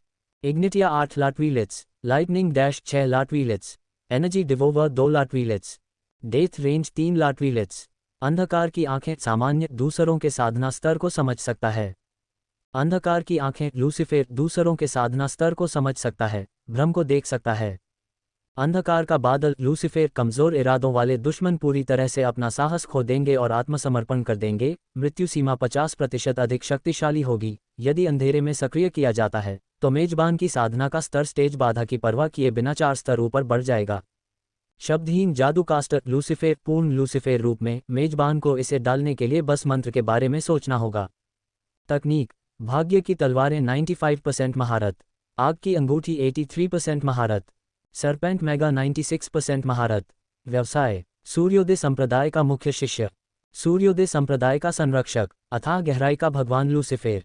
डार्क लॉर्ड ब्रैडफोर्ड का राजा। स्थिति स्वस्थ। लक्ष्य दुनिया को नियंत्रित करना। मृत्यु के आदेश का पुनर्निर्माण करना। उपयोगिता फंक्शन बैंकर 5 लैट्वियन लैस अनुपात 1000 स्वर्ण सिक्के 40 बदमाश बिंदु। Runic teleportation x-ray vision eyes of darkness के साथ भी एकीकृत। धन 5 मिलियन स्वर्ण। विशेष गुण 5 स्टार कीमियागर। 3 स्टार आविष्कारक। अधीनस्थ गया योद्धा वफादारी स्तर 100%। रेलेन 5 स्टार शेफ वफादारी स्तर 99%। आर्या हत्यारा वफादारी स्तर 38%।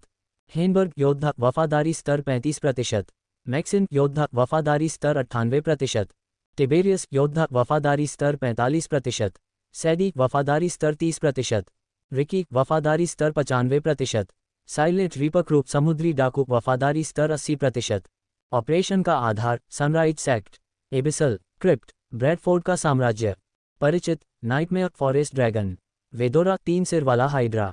जब सिस्टम खुद को अपग्रेड कर रहा था तो उसने साइलेंट रीपर क्रू में 5% वफादारी में गिरावट देखी।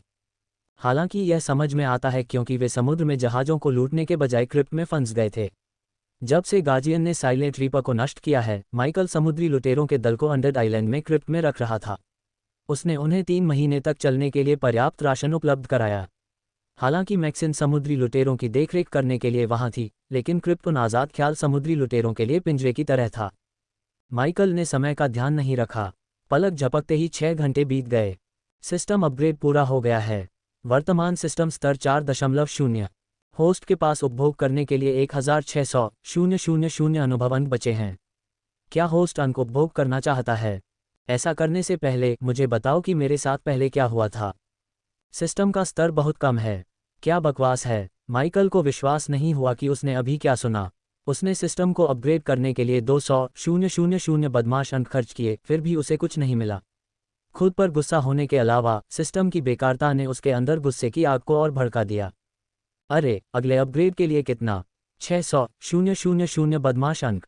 माइकल सिस्टम को मुक्का मारना चाहता था अगर उसका कोई भौतिक शरीर होता। हालांकि उसने जल्दी से अपने गुस्से पर काबू पा लिया, इससे पहले कि वह फिर से नियंत्रण खो दे। गुस्से में डूबने के बजाय माइकल ने खुद को शांत किया। उसने गुस्से को अपने दिमाग पर हावी होने देने के बजाय सोचने की कोशिश की।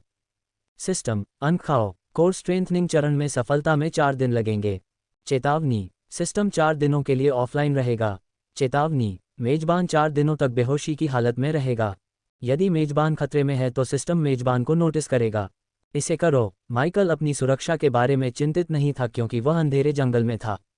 इसके अलावा उसने बड़ों को ब्रैडफोर्ड में रईसों के साथ बैठक संभालने दिया। अब उसकी सर्वोच्च प्राथमिकता मजबूत बनना और अपने दिमाग पर नियंत्रण खोने की अपनी नई समस्या का इलाज ढूंढना था। मेजबान को अगले चरण, कोर स्ट्रेंथनिंग चरण तक पहुंचने के लिए बधाई। मेजबान को लेवल अप करने के लिए बधाई। वर्तमान स्तर कोर फॉर स्ट्रेंथनिंग चरण स्तर 1 है। मेजबान को लेवल अप करने के लिए बधाई। वर्तमान स्तर कोर फॉर स्ट्रेंथनिंग चरण स्तर 2 है। मेजबान को लेवल अप करने के लिए बधाई। वर्तमान स्तर कोर फॉर स्ट्रेंथनिंग चरण स्तर 3 है। पहले के विपरीत माइकल को अगले स्तर पर अपग्रेड करने या कोर स्ट्रेंथनिंग चरण तक पहुंचने के लिए सिस्टम से न तो उपहार मिले और न ही विशेष आइटम। दूसरों के लिए माइकल स्वर्ग को चुनौती देने वाली गति से साधना कर रहा था, लेकिन उसके लिए वह घोंघे की गति से आगे बढ़ रहा था।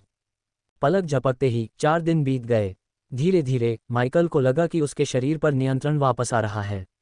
जैसे ही उसने धीरे धीरे अपनी आंखें खोलीं, उसकी चेतना वापस आ गई। घोस्ट व्यक्तित्व में host core strengthening stage level 5 के तहत किसी के लिए भी अपराजय है। पूर्ण लूसीफर व्यक्तित्व में host core strengthening stage level 7 के तहत किसी के लिए भी अपराजय है। जब वह अंधेरे के बादल और अंधेरे की आंखों को सक्रिय करता है तो उसका लूसीफर रूप पूरा हो जाएगा। उस पूर्ण रूप में यदि वह अंधेरे में मृत्यु सीमा को सक्रिय करता है तो उसकी शक्ति 4 स्तर अधिक बढ़ जाएगी। इसलिए वह कोर स्ट्रेंथनिंग स्टेज लेवल 7 पर या उससे कम पर किसी के लिए भी अपराजय होगा। मुझे अपनी समस्या का उत्तर खोजना होगा, माइकल ने खुद से बड़बड़ाया। क्या मैं कई व्यक्तित्वों से पीड़ित हूँ? ऐसा नहीं हो सकता। मैंने दुनिया पर हावी होने के लिए लूसीफर को बनाया, लेकिन लोग हजारों सालों से मेरी प्रतीक्षा कर रहे थे। माइकल बिस्तर से भी नहीं उठा और उसने सोचना शुरू कर दिया। केवल एक चीज़ जो मुझे नूह जैसे युवा मास्टर्स से अलग बनाती है वह है खुद को शांत रखने की मेरी क्षमता। मैं फिर कभी अपना तर्क नहीं खो सकता। मुझे खुद को ठीक करने की ज़रूरत है, लेकिन मैं अपनी समस्या का उत्तर कहाँ खोजूं? उसे अब पहले से कहीं ज़्यादा गया की याद आ रही थी। मैंने कहा, नहीं, बल्कि उसने कहा कि मौत और अराजकता बहुत खूबसूरत हैं। माइकल को याद आया कि उसने नरसंहार के दौरान क्या कहा था। अगर वह व्यक्तित्व की विशेषताओं के बारे में पता लगा पाता तो शायद उसे कुछ जवाब मिल पाता। कम से कम उसे तो यही लगता था। क्या होगा अगर वह डार्क लॉर्ड है जिससे गार्जियन डरते थे? मैं भविष्य में वही बनने वाला हूँ। नहीं, मेरे अलावा कोई भी मेरे भाग्य को नियंत्रित नहीं कर सकता। माइकल ने गहरी सांस ली। उसकी आंखों में एक अटल संकल्प भरा। गर्दन को तोड़ते हुए उसके पैर जमीन पर आ गए। मैं किससे मजाक कर रहा हूँ? वह मैं था, अधिक शक्तिशाली। उसे याद आया कि गार्डों का वध करते समय वह कितना शक्तिशाली महसूस कर रहा था।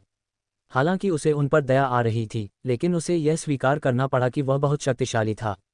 यहाँ तक कि यनोब, एक कोर स्ट्रेंथनिंग स्टेज जादूगर, उसके सामने इतना शक्तिहीन था। अगर मैं उस रूप में खुद को नियंत्रित कर पाता, माइकल ने हंसते हुए कहा। मेरे प्रभु, माइकल के विचारों की श्रृंखला को अजाजेल की आवाज़ ने बाधित किया। उसने दीवारों के दूसरी तरफ से राक्षस बटले की आवाज़ सुनी। आओ अजाजल, दानव बटले उसकी ओर तैरता हुआ आया। क्या है? जैसे ही उसने पूछा, माइकल ने अपने स्पेस रिंग से काले लंबे कोट और टर्टल नेक का एक नया सेट लिया। उसने उन्हें पहना, कॉलर और आस्तीन को समायोजित किया और फिर अपनी नज़र अजाजल पर घुमाई। जब तुम यहाँ साधना कर रहे थे तो मुझे क्रिप्ट से लेडी मैक्सिन से तुमसे मिलने का अनुरोध मिला। जाहिर है कुछ समुद्री डाकू अजीब व्यवहार कर रहे हैं। क्या ऐसा है? मुझे लगता है कि मुझे दक्षिणी महाद्वीप में वापस जाना होगा। माइकल ने लूसीफर कवच से लैस करने के साथ साथ फेस मास्क का उपयोग करके अपना चेहरा बदलने के लिए सिस्टम को इच्छा दी। मेरे प्रभु, जब तुम चले जाओगे तो मुझे क्या करना चाहिए? अजाजल ने अत्यंत सम्मान के साथ पूछा। सिंहासन कक्ष को साफ करो। अब समय आ गया है कि मैं अपने गुर्गों को इकट्ठा करूं और विश्व वर्चस्व शुरू करूं।